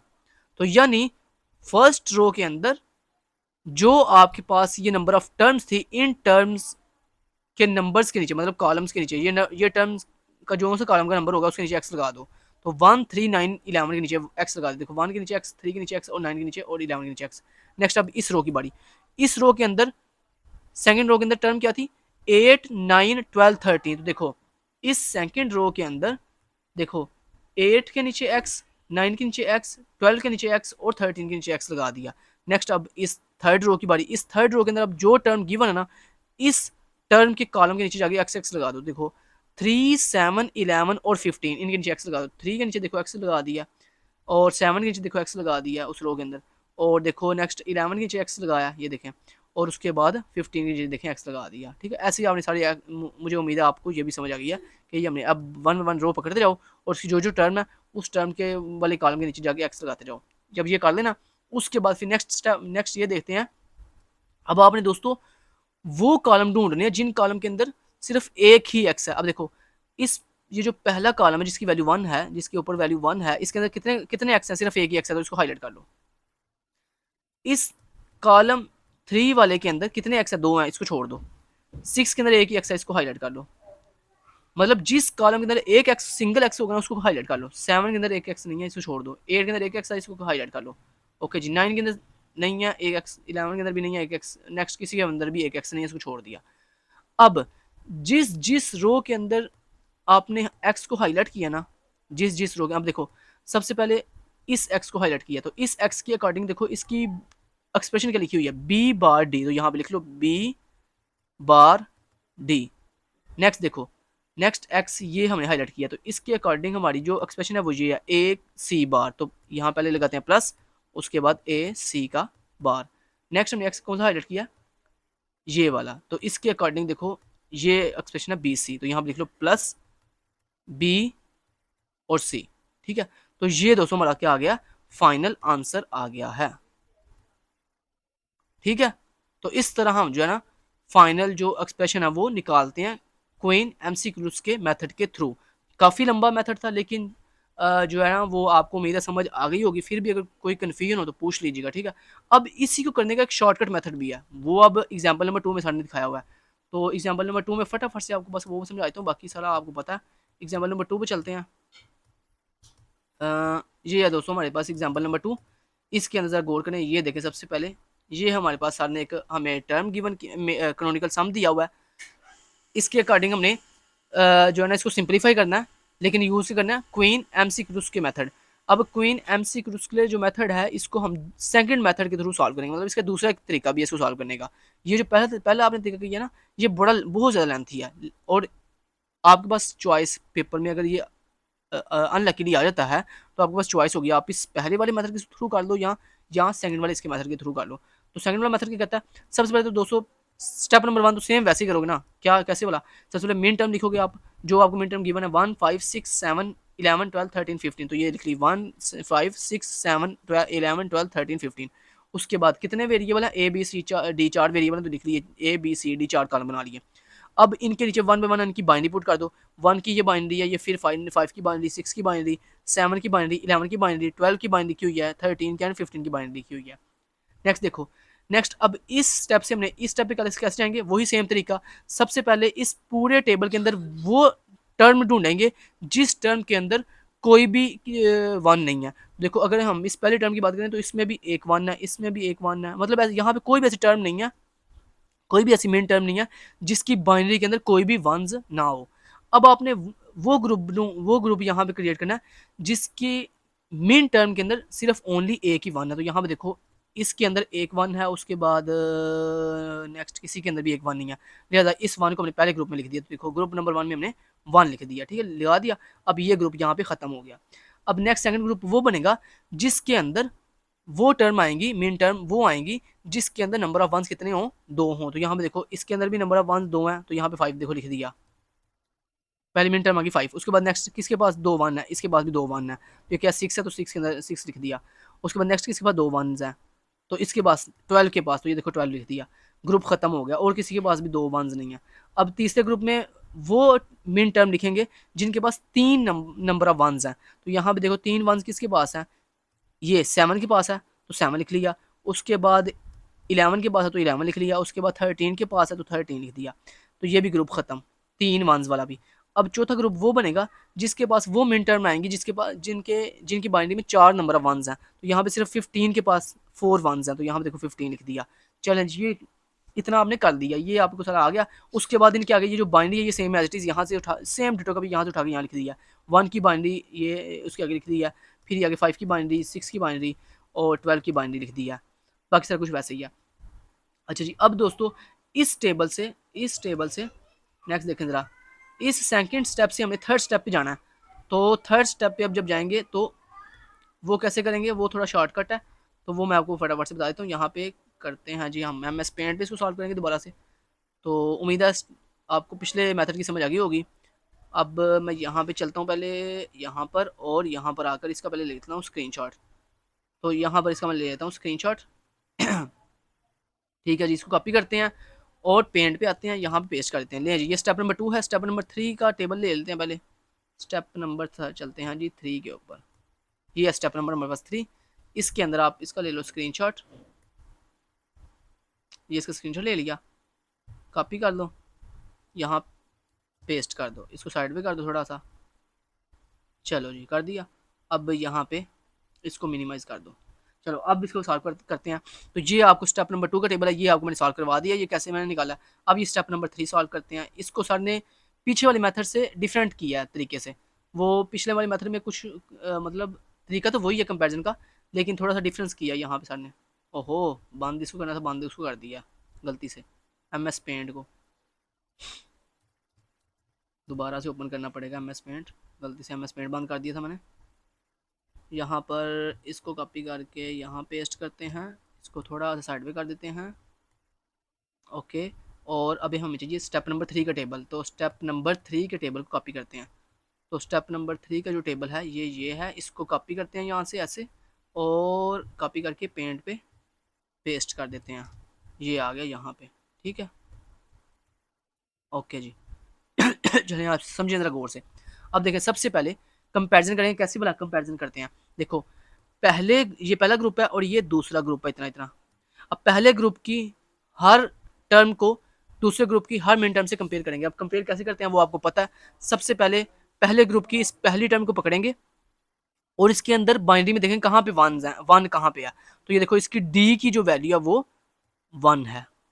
अब हमने इस सेकंड ग्रुप के अंदर वो टर्म ढूंढनी है जिनकी डी की वैल्यू सिर्फ 1 हो। तो देखो सिर्फ 5 के पास डी की वैल्यू 1 है, तो इसका मतलब जो हमारे पास टर्म आएगी वो क्या बनेगी 1,5। तो ये देखिए यहाँ पे लिखा भी हुआ है पहले ग्रुप के अंदर 1,5। ठीक है, लिख दिया। अब इसके आगे यहाँ पे वेरिएबल रिमूव्ड का क्या मतलब है दोस्तों, देखो अब वो बता देता हूँ आपको मैं। ये कैसे 4 आया यहाँ पे वेरिएबल रिमूव के अंदर, यहाँ पे 4 कैसे आया, गौर से देखिएगा आप जरा। देखो आपने ग्रुप किसका बनाया, टर्म किसको कंबाइन किया, 1 और 5 को। अगर हम इनकी वैल्यूज लिखो तो कैसे लिखी जाएंगी, देखो ए की वैल्यू 0, बी की यहाँ पे इसकी ए की वैल्यू 0 है और इसकी 5 की भी ए की वैल्यू 0 है, तो यहाँ पे आप लिख लोगे 0। इसकी 1 की बी की वैल्यू 0 है, 5 की बी की वैल्यू 1 है, दोनों वैल्यू डिफरेंट है, तो आप क्या लगाओगे माइनस। आपको पता है वो रूल याद है ना, अभी भी सेम वही रूल आप यहाँ पे करोगे, लेकिन इसमें आप पहले यहाँ पे लिखोगे रफ अमल में, फिर उसके बाद यहाँ पे लिखोगे वेरिएबल कितने रिमूव किए हैं। ठीक है, क्योंकि वेरिएबल रिमूव करने का पता आपको इस तरह चलेगा जब आप वही सेम पहले वाला मेथड सॉल्व करोगे। अच्छा, उसके बाद यहाँ पे देखो 1 और 5 के अंदर सी की वैल्यू कॉमन है, तो यहाँ पे 0 लिख देंगे, क्योंकि 0 कॉमन है दोनों में, तो 0 लिख दिया। उसके बाद दोनों के अंदर 1 और 5 के अंदर डी की वैल्यू दोनों के अंदर 1 है, तो लिहाजा 1 लगा देंगे। अब देखो आपको पता है अगर उसमें यहाँ से ये कितने बिट्स हैं, 1 2 3 4 बिट्स हैं, और आपको पता है इनके ऊपर अगर आप पावर लगाओ तो कैसे लगाएंगे आप, 2 की पावर लगाते हैं, तो 2 की पावर अगर 0 हो तो क्या होता है जवाब होता है 1। यहाँ पे इसकी अगर मैं पावर बताऊँ 2 के अकॉर्डिंग, इस पहली बिट की अगर मैं कहूँ 2 के अकॉर्डिंग पावर लिख दो, आप लिखोगे 1। उसके बाद इसके अंदर 2 की पावर 1 का मतलब 2, ऐसे ही आप तरतीब से चलते जाओ, 2 की पावर लगाते जाओ, तो पहले 2 की पावर 1 होती है, फिर 2 की पावर 2 होती है, फिर 2 की पावर 4 होती है, और फिर 2 की पावर 8 होती है। अब जहां पे दोस्तों माइनस है ना, उसके ऊपर देखो 2 की पावर क्या है, तो 2 की पावर 4 है, 2 की पावर नहीं मतलब पावर का सॉल्व किया तो जवाब आया 4। तो ये देखो जहां पे माइनस था ना उसके ऊपर आंसर आया 4, तो इसलिए यहाँ पे हमने 4 लिख दिया। ये देखा, अब यहाँ पे समझ आई ये 4 कैसे आया। चलें जी, तो इतना हमने कर लिया। अब इसको आप क्या कर दो, रिमूव कर दो। ठीक है, अब नेक्स्ट स्टेप पे चलो।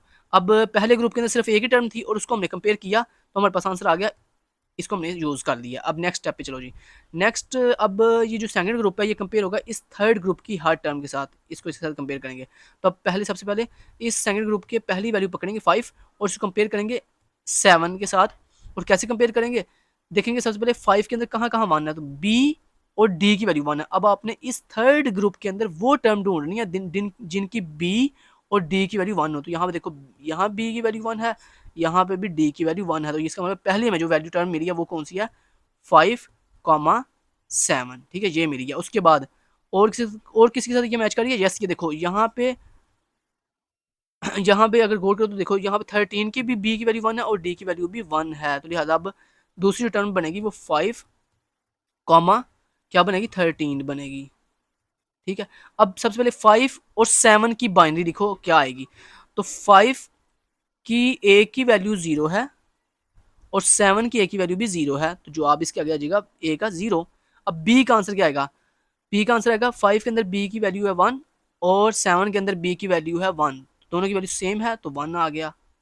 उसके बाद नेक्स्ट देखो, नेक्स्ट 5 के अंदर सी की वैल्यू 0 है जबकि 7 के अंदर सी की वैल्यू 1 है, दोनों वैल्यू डिफरेंट है तो माइनस आ जाएगा। उसके बाद देखें 5 के अंदर 5 टर्म जो है उसकी डी की वैल्यू 1 है और 7 की डी की वैल्यू भी 1 है, दोनों सेम है तो 1 आ जाएगा। ठीक है, चलें इतना कर लिया। अब देखो माइनस कहाँ पे है और आपको इसके ऊपर पावर टू की पावर के लिहाज से जरा इसको फिल करो, तो देखो 2 की पावर के लिहाज से यहाँ पे आंसर आएगा 2, यहाँ पे यहाँ पे आंसर आएगा 1, यहाँ पे 2, यहाँ पे 4 और यहाँ पे 8। अब माइनस जहाँ पे है उसके ऊपर क्या आंसर आया आपका 2, तो ये देखो 5,7 के आगे हमने वेरिएबल रिमूव के नीचे लिख दिया 2, क्योंकि यहाँ पे माइनस के ऊपर 2 आया हमारा, तो यहाँ पे इसलिए 2 लगा दिया। ऐसे अब 5 और 13 की सबसे पहले यहाँ पे ए बी सी डी की वैल्यू लिखो, तो 5 के अंदर ए की वैल्यू 0 है, 13 के अंदर ए की वैल्यू 1 है, दोनों वैल्यू डिफरेंट है तो माइनस आ जाएगा। उसके बाद 5 की बी की वैल्यू 1 है और 13 की बी की वैल्यू भी 1 है, दोनों वैल्यू सेम है तो 1 आ जाएगा। और उसके बाद 5 की सी की वैल्यू 0 है, 13 की सी की वैल्यू भी 0 है तो 0 आ जाएगा, वैल्यू सेम, बाकी वैल्यू सारी सेम है क्योंकि यहाँ पे माइनस हमें मिल गया एक। अब माइनस के अकॉर्डिंग अगर हम चलें बाकी भी लिख लेते हैं 1, 5 की डी की वैल्यू भी 1 है, 13 की डी की वैल्यू भी 1 है तो 1 आ जाएगा। अब उनके पावर सॉल्व करो 2 की, तो पावर सॉल्व करें तो यहाँ पे आंसर आएगा 1, यहाँ पे 2, यहाँ पे 4 और यहाँ पे 8। अब देखो माइनस के ऊपर क्या आंसर आया 8, तो यहाँ पे देखो हमने 8 लिख दिया 5,13 के आगे। ठीक है, ऐसे ही बाकी भी सबको इसने सॉल्व किया। ठीक हो गया, तो यहाँ तक आपको उम्मीद है आपने ये पूरा टेबल भी सॉल्व कर लिया। ऐसे बाकी भी सारे हमने सॉल्व किए हैं। सबसे पहले उनकी बाइनरी निकालते हैं, उस बाइनरी के अंदर माइनस के ऊपर जो भी 2 की पावर वाला आंसर आ रहा हो वो यहाँ आंसर यहाँ पे लिख देते हैं। चलें ये इतना कर दिया, उम्मीद है आपने। अब हम क्या करने जा रहे हैं, इसको करते हैं दोबारा से रिमूव, और अब हम स्टेप नंबर 4 जो है उससे स्टेप नंबर 5 निकालेंगे। यहाँ पे दोबारा सॉल्व करते हैं, ये हमारा आ गया नेक्स्ट स्टेप। इसको देखकर, ये जो अभी अभी मैंने आपको सॉल्व करवाया, ओहो ये नहीं था यार, कौन सा था वो ये नहीं था, ये वाला था, नेक्स्ट स्टेप था, ये हमने सॉल्व किया अभी अभी। तो इसको हम सबसे पहले लेंगे अब, तो यहाँ पे करेंगे इसको ऐसे कट, ठीक है। इसको कर लेते हैं कॉपी। कॉपी करने के बाद यहाँ पे कंट्रोल ए कंट्रोल वी कर दिया, पेस्ट कर दिया। ये आ गया हमारा ये स्टेप जिसको हमने अभी अभी सॉल्व किया। इसको देखकर अब हमने नेक्स्ट स्टेप सॉल्व करना है, तो वो है स्टेप नंबर 4, और उसके अंदर ये हमारा टेबल आया। अभी इस टेबल को कैसे सर ने बनाया वो मैं आपको बता देता हूँ। यहाँ पे न्यू पे जाएंगे, इसको सबसे पहले हम करेंगे कॉपी, और उसके बाद इसको पेंट के ऊपर पेस्ट कर देते हैं, ठीक है। बिल्कुल ऐसे पेंट के ऊपर पेस्ट कर दिया, ठीक है। अब इसको समझते हैं ज़रा। चलें अब देखें, ये तो आपको समझ आ गया, ये वाला टेबल तो आपको समझ आ गया, ये कैसे फाइंड किया मैंने। अब इस टेबल के साथ आपने ये वाला टेबल सॉल्व करना है, तो बहुत ईजी है। सबसे पहले देखें, सबसे पहले अब आपको वही सेम तरीका, इस ग्रुप को, पहले ग्रुप को इस सेकंड ग्रुप की हर टर्म से कंपेयर करें। देखें 1,5 जो है वो कंपेयर होगा इन सब के साथ बारी बारी। अब कंपेयर करना कैसे है दोस्तों, उसके लिए अब आपने ये देखना है 1,5 की रिमूव वेरिएबल की वैल्यू क्या है 4। अब आपने इस सेकंड ग्रुप के अंदर वो टर्म ढूंढनी है जिनके वेरिएबल रिमूव्ड की वैल्यू 4 है। तो मुझे बताएं इस पूरे ग्रुप के अंदर किसी भी टर्म की वैल्यू 4 है वेरिएबल रिमूव की, नहीं। तो इसका मतलब ये 1,5 जो है इस सेकंड ग्रुप के किसी भी टर्म से मैच नहीं कर रही इसकी वेरिएबल रिमूव की वैल्यू, लिहाजा इसको छोड़ देंगे। जब इसको छोड़ दिया, अब आपने क्या करना है, अब आपने सेकंड ग्रुप की टर्म को थर्ड ग्रुप की टर्म के साथ कंपेयर करना है। तो अब सेकंड ग्रुप की पहली टर्म पकड़ो 5,7, इसके वेरिएबल रिमूव की वैल्यू है 2। अब आपने थर्ड ग्रुप के अंदर वो वैल्यू टर्म ढूंढनी है जिनके वेरिएबल रिमूव की वैल्यू 2 है। तो ये देखें सिर्फ यहाँ पे एक ही टर्म है 13,15 जिसके रिमूव वेरिएबल की वैल्यू 2 है। तो इसका मतलब हमारा जो पहला ग्रुप बना है उसके अंदर पहली जो टर्म आएगी वो क्या आएगी 5, 7, 5, 7 किसके साथ मैच किया 13 और 13, 15 के साथ, 13, 5, 7, 13 एंड 15, ठीक है, लिख लिया। और इसके आगे रिमूव्ड वेरिएबल की वैल्यू, वेरिएबल रिमूव की वैल्यू क्या थी 2, तो यहाँ पे आगे हम लिख दिया 2, ठीक है। नेक्स्ट देखें जी, नेक्स्ट अब जो है ये टर्म कंप्लीट होगी, इसके आगे टिक लगा देंगे, ये यूज कर लिया हमने। नेक्स्ट देख, अब इसकी बारी 5, 13, अब ये कंपेयर होगा इस थर्ड ग्रुप की तमाम टर्म के साथ। लेकिन उससे पहले देखें 5, 13 की जो रिमूव्ड वेरिएबल की वैल्यू है वो है 8। अब आपने इस नेक्स्ट ग्रुप के अंदर वो टर्म ढूंढनी है जिसकी वेरिएबल की रिमूव की वैल्यू 8 है। तो ये हमें मिल गई है 7, 15। तो यहाँ पे 5, 13 मैच कर गया किसके साथ 7, 15 के साथ। तो यहाँ पे लिख लो पहले 5 और 5 क्या बोला 5, 13, और उसके बाद 5, 13 किसके साथ मैच किया 7, 15 के साथ, 7, 15 के साथ। तो अगर दोस्तों आप गौर करो देखो 5, 13, तो ये देखो पिछली आपकी टर्म के अंदर 5 भी मौजूद है और 13 भी मौजूद है और 7 और 15 भी मौजूद है। देखो ये 7 और ये 15। तो अगर दोस्तों आपने जो नई ग्रुप के अंदर टर्म लिखी है अगर वो टर्म ऑलरेडी हमारे प्रीवियस टर्म के साथ मैच कर रही हो, देखो प्रीवियस टर्म के अंदर जो नंबर ऑफ जो हमारे पास टर्म्स हैं वो नेक्स्ट टर्म के साथ मैच कर रही हैं सारी की सारी, तो हम इसको छोड़ देंगे, निगलेक्ट कर देंगे, इसको नहीं लिखेंगे।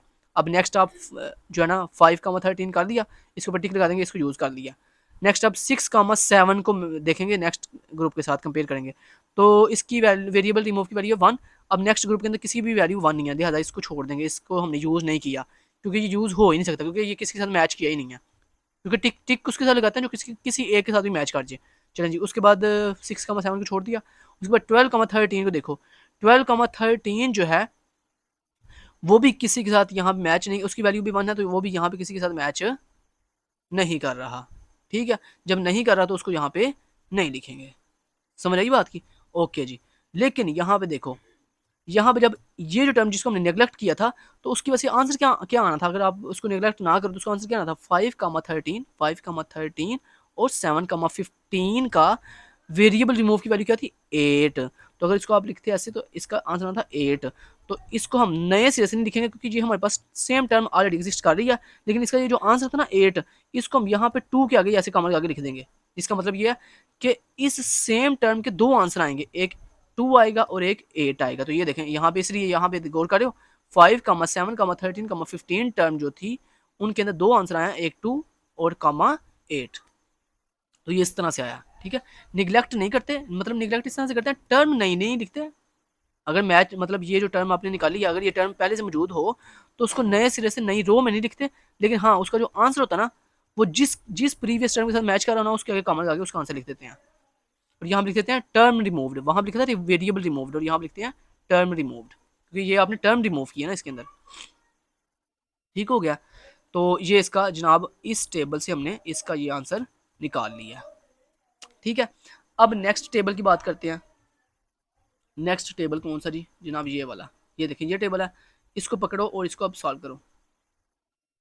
लेकिन उससे पहले एक काम करते हैं, उससे पहले एक काम ये करना है कि इस पहले वाले पूरे को मैं रिमूव कर देता हूँ और मुझे अब नीड है इन तीनों टेबल्स की, क्योंकि अब दोस्तों ये जो तरीका है इसके अंदर आपको तीनों टेबल को कंपेयर कर, प्रीवियस दो टेबल को कंपेयर करके नेक्स्ट आंसर निकालना पड़ना है। तो यहाँ पर आपने इसको सबसे पहले लो, इसको पकड़ो, कॉपी करो, ये आपका स्टेप नंबर 3 था, ये स्टेप नंबर 3 को यहाँ पे पेस्ट कर दिया। उसके बाद जो स्टेप नंबर 4 आपने अभी भी फाइंड किया ना उसको भी आपने मतलब साथ अटैच करना। तो ये है आपका स्टेप नंबर 4, इसको भी कॉपी करो। और क्योंकि हम स्टेप नंबर 5 निकालने के लिए स्टेप नंबर 3 और स्टेप नंबर 4 दोनों की नीड है। ओके, इसको भी लिख लिया। उसके बाद नेक्स्ट आपको नीड है स्टेप नंबर 5 की, तो ये स्टेप नंबर 5 है, इसको भी यहाँ से मैं कर लेता हूँ कट, कॉपी करता हूँ, स्टेप नंबर 5 यहाँ पे साइड पे लिख देता हूँ। ये आ गया जी यहाँ पे। अब जनाब आपने क्या करना है, ये जो स्टेप नंबर 5 निकाला है ये कैसे फाइंड किया वो गौर से देख लें। सबसे पहले ये जो ऊपर 1, 5, 6, 7, 11, 12, 13, 15 लिखा हुआ है, ये आपको पता है कहाँ से हमने निकाला है। ये जो मैं क्वेश्चन गिवन था ना स्टार्टिंग के ऊपर, वो जो मिनट सम कैनोनिकल सम की गिवन किया गया था, ये बेसिकली वो टर्म है 1, 5, 6, 7, 11, 12, 13 और 15। उसके बाद ये जो हमारे पास एक्सप्रेशन निकाले हमने, ये कैसे निकाले हैं, सबसे पहले देखो पहला एक्सप्रेशन देखो, ये पहला एक्सप्रेशन कहाँ से आया, देखो गौर करो दोस्तों। आपके स्टेप नंबर 3 के अंदर ये जो टर्म आपने यूज नहीं ना की, जो मतलब बिल्कुल जो ब्लैंक है, एम्प्टी है, उनको आपने बेसिकली यहाँ पे लिखना है 1 बाय 1। ठीक है, यहाँ से हमने निकाली है। अब समझिए ये यहाँ पे हमने इतनी ज़्यादा टर्म कैसे लिखनी है। तो ये जो यूज कर लेते हैं जिनके अगर टिक लगा हुआ है उनको आपने नहीं यहाँ पे लिखना, लेकिन जो जिनके अगर अंदर टिक नहीं लगा हुआ, मतलब जो कंपेयर नहीं थी हुई, सॉरी जिनको कंपेयर किया था लेकिन वो किसी के साथ मैच नहीं थी हुई, जैसे ये देखो 1, 5 जो है इस सेकंड ग्रुप के अंदर किसी के साथ भी मैच नहीं थी हुई, तो इसलिए वो टर्म जो किसी के साथ मैच नहीं थी हुई है उनको हमने एम्प्टी छोड़ दिया। अब ये जो एम्प्टी टर्म है ना, इनका आपने जो एक्सप्रेशन है वो यहाँ पे लिख लेना। अब देखो सबसे पहले ये टर्म, इस टर्म की बात करते हैं। इस टर्म के अंदर देखो 4 वेरिएबल थे, कौन कौन से, ए बी सी और डी, ए बी सी और डी। अब इन 4 वेरिएबल के अंदर अगर मैं इसकी आपको वो बताऊं, इसके ऊपर अगर आप 2 की पावर सॉल्व करें तो कैसे आएगा भला। 2 की पावर सॉल्व करने का मतलब ये है कि यहाँ पे आएगा आंसर 1, यहाँ पे 2, यहाँ पे 4 और यहाँ पे 8। अब यहाँ पे आपने देखना इस ये टर्म जो आपने पिक किया इसके अंदर वेरिएबल रिमूव कौन सा है, 4। तो यानी 4 वाले के नीचे क्या मिस मतलब रिमूव हुआ था, मतलब बी रिमूव हुआ था यहाँ पे बी रिमूव हुआ था, इसलिए यहाँ पे आपने 4 लिखा था। ठीक है, तो इसका मतलब यहाँ पे बी छोड़ दो, बाकी ए सी और डी को लिख लो। ये देखो ये नजर आ रहा है, ए सी और डी हमने लिख लिया। अब इनके ऊपर बार आना का नहीं आना वो आप इससे पीछे वाले टेबल से देखोगे, वो जो इससे पीछे वाला टेबल था ना, इस टेबल से पीछे वाला टेबल था जिसमें आपने वो बाइनरी लिखी हुई थी, उस बाइनरी में जाके देखो कहाँ पे 0 था और कहाँ पे 1 था, कहाँ पे 0 था और कहाँ पे 1 था। तो जहाँ पे 0 था वहां पे ऊपर बार लगा दो, जहाँ पे 1 था वहां पे जो है ना वो बार नहीं लगाएंगे। ये इस तरह से हमने जो है ये बार लगानी है कि नहीं लगानी वो इससे पीछे वाले टेबल से देख के हम लगाएंगे। जैसे मैं चलिए आपको एक दफ़ा दिखाई देता हूँ, इससे अगर मैं पीछे वाला टेबल दिखाऊँ आपको, ये देखें पीछे वाला टेबल ये है, ये टेबल है पीछे वाला, ये देखें ये टेबल है। अब इस टेबल के अंदर देखें आपकी टर्म कौन सी है, सॉरी इसको बंद कर दो, ओके इसको बंद कर दो। यहाँ पे देखो आपकी टर्म कौन सी है, टर्म है आपकी यहाँ पे जनाब 1,5। तो यानी आप चाहे अब 1 या 5 दोनों में से किसी की भी बाइनरी चेक कर लो। तो हम 1 की बाइनरी चेक कर लेते हैं। तो 1 की अगर दोस्तों हम बाइनरी देखें तो इस बाइनरी के अंदर देखो हमने किस किस की वैल्यू पिक करनी है, हमने वैल्यू पिक करनी है बी को क्योंकि हमने निगलेक्ट कर दिया क्योंकि उसको तो रिमूव कर दिया था ना, बाकी बच गया ए सी और डी। तो ए सी डी की वैल्यू देखें क्या है 1 के अंदर, तो 1 के अंदर ए की वैल्यू है 0, तो ए के ऊपर यानी बार आ जाएगा, 0 वैल्यू है। उसके बाद बी को हमने नहीं लिखना, सी की वैल्यू क्या है 0, तो सी के ऊपर बार आ जाएगा। ओके जी, सी के ऊपर देखें बार आ गया। उसके बाद डी की वैल्यू चेक करें क्या है, तो डी की वैल्यू है 1। ठीक है, तो यहाँ पे डी के ऊपर बार नहीं आएगा। नेक्स्ट देखें, नेक्स्ट एम्प्टी यहाँ पे टर्म कौन सी है, ये है, ये रो है जिसकी जो एम्प्टी है।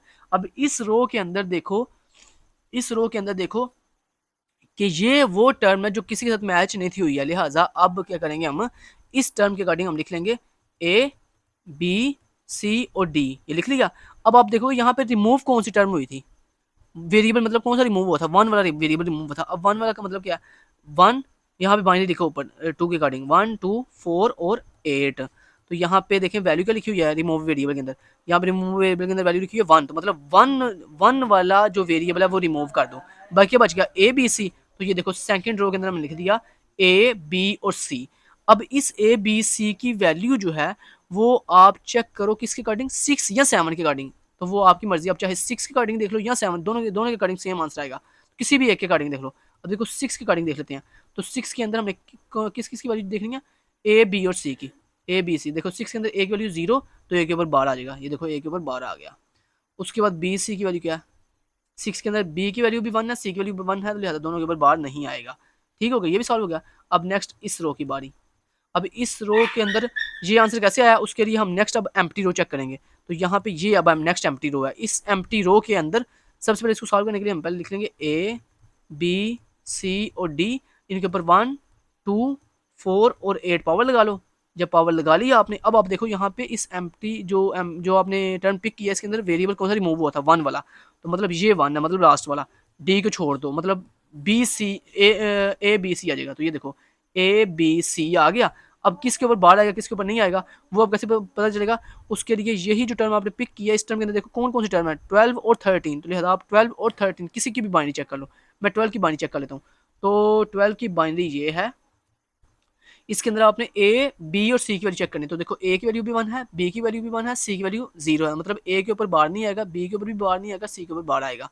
तो यहाँ पे देखो यहाँ पे चलो जरा, ये देखो ए के ऊपर बी के ऊपर बार नहीं है, सी के ऊपर बार है। नेक्स्ट देखें, नेक्स्ट एम्प्टी रो ये वाली है, और इस एम्प्टी रो के अंदर सबसे पहले आप इसकी ए बी सी लिख लें, ए बी सी और डी। इसमें देखिए कौन सा वेरिएबल रिमूव हुआ है, 4 वाला, तो मतलब ये 4 इसकी मतलब पावर होती है, तो बी यानी रिमूव हो गया, बाकी बच गया ए सी और डी। तो यहाँ पे देखो इस रो के अंदर देखो लिखा हुआ है ए सी और डी। अब इस ए सी डी की यहाँ पे बाहर आएगा कि नहीं आएगा, तो वो कैसे पता चलेगा, उसके लिए यहाँ पे टर्म देखें कौन कौन सी है, तो 11 और 15, 11 और 15 में से किसी की भी बाइनरी चेक कर लो। तो 11 की बाइनरी चेक कर लेते हैं, तो 11 की ए की वैल्यू है 1, तो इसका मतलब है ए के ऊपर बार नहीं आएगा, तो ए के ऊपर बार नहीं आया। उसके बाद सी की बाइनरी चेक करो, सी की बाइनरी है 1, तो सी के ऊपर भी बार नहीं आएगा, डी के ऊपर भी बार नहीं आएगा, देखो किसी के ऊपर भी बार नहीं है। नेक्स्ट अब ये बी डी कहाँ से आया, नेक्स्ट अब यहाँ पे कोई एम्प्टी रो बची है नहीं, लेकिन उसके बाद फिर अब जब दोस्तों इस थर्ड स्टेप के अंदर कोई भी एम्प्टी रो जो है वो ना बचे, मतलब सबको आप फिल यहाँ पे हमने कर दिया। उसके बाद ये जो फोर्थ टेबल है, इस फोर्थ टेबल के अंदर ये जो आपने अब इसको टर्म निकाली है ना, इन टर्म को आप बारी बारी देखो। तो अब इसकी बारी, इस टर्म की बारी, तो इस टर्म के अंदर सबसे पहले आपने क्या लिखना, to A B C D, A B C और डी। अब इनके पावर लगाओ 1 2 4 और 8। अब इसके ऊपर देखो टर्म कौन कौन सी रिमूव हुई हैं, 2 और 8 वाली, तो मतलब 2 का मतलब है सी रिमूव हो गया, और 8 का मतलब है ए रिमूव हो गया, बाकी बच गया बी और डी। तो यहाँ पे देखो लिख दिया बी और डी।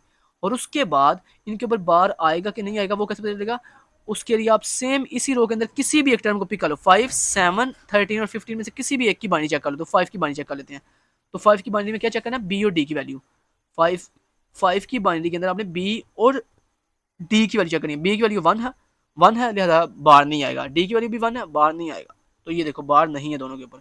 अब उसके बाद अब ये एक्स कैसे आया वो आपको पता है। सबसे पहले जिन जिन टर्म को आपने सॉल्व किया, सबसे पहले अब इस टर्म को आपने यहाँ लिखा था ना, ए का बार सी का बार, इस टर्म को देखकर ना, तो इस टर्म के देखो टर्म क्या लिखी हुई है 1 5, तो 1 5 के नीचे एक्स आ जाएगा, 1 के नीचे एक्स, 5 के नीचे एक्स। उसके बाद नेक्स्ट टर्म कौन सी हमने सॉल्व की थी ये एम्प्टी रो थी सॉरी टर्म थी जिसको हमने पिक किया था, इसके अंदर वैल्यू क्या है 6 7, देखो इस सेकंड रो के अंदर 6 और 7 के नीचे एक्स आ गया। नेक्स्ट इसी तरह बाकी भी सब जो जो आपने ये जो रो पिक किए जहाँ जहाँ से देखकर उनकी आपने टर्म चेक करो और उन टर्म के वाले कॉलम के नीचे एक्स लगा दो।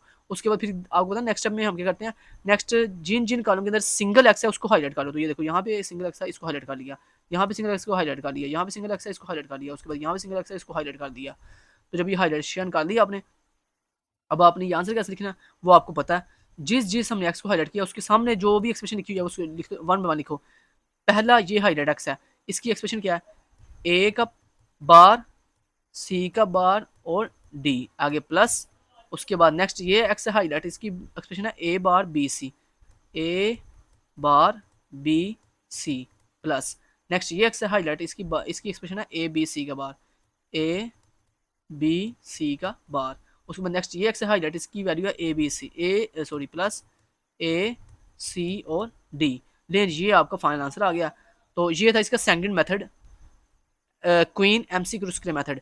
तो इतना ज़्यादा टाइम इन दो मेथड्स में आपको समझाने का सिर्फ मकसद में ये था कि अगर नेक्स्ट आगे फ्यूचर में कभी आपने मतलब डिजिटल लॉजिक डिज़ाइन के अंदर मतलब आगे महारत हासिल करनी हो तो एक तो आपको उसके लिए आपको फ़ायदा हो गया, इसलिए मैंने आपको समझाया। दूसरा, वो स्टूडेंट जिनका अनलकीली ये अगर लैंग्वेज में आ जाता है तो उनका फ़ायदा हो जाएगा। तो बाकी ये इतना ख़ास इंपॉर्टेंट नहीं है, ये ना तो एमसीक्यूज़ में आएगा ना शॉर्ट में आएगा, बहुत कम है कि ये लॉन्ग में आए। तो चलें जी, ये टॉपिक हो ही गया अल्लाह अल्लाह करके, मुश्किल से करवा ही दिया आपको। इतना लंबा टॉपिक था ना कि दिमाग ख़राब हो गया। नेक्स्ट अब चलते हैं जी, अगला टॉपिक है जी कंपैरेटर सर्किट। ये मैंने ऑलरेडी आपको ऊपर बता दिया है, इसको नेक्स्ट करने की ज़रूरत नहीं है, ये आपको याद है, इस चैप्टर के शुरू में बता दिया था आपको। नेक्स्ट दोस्तों अगला टॉपिक है जी ओ ऑड प्राइम नंबर डिटेक्टर। ये बेसिकली टॉपिक जो है वो अगले लेक्चर 13 के अंदर भी है, लिहाजा हम वहीं पे करेंगे। तो यहाँ पे मेरा लेक्चर कंप्लीट होता है। Thank you so much, till then guys, take care, अल्लाह हाफिज़।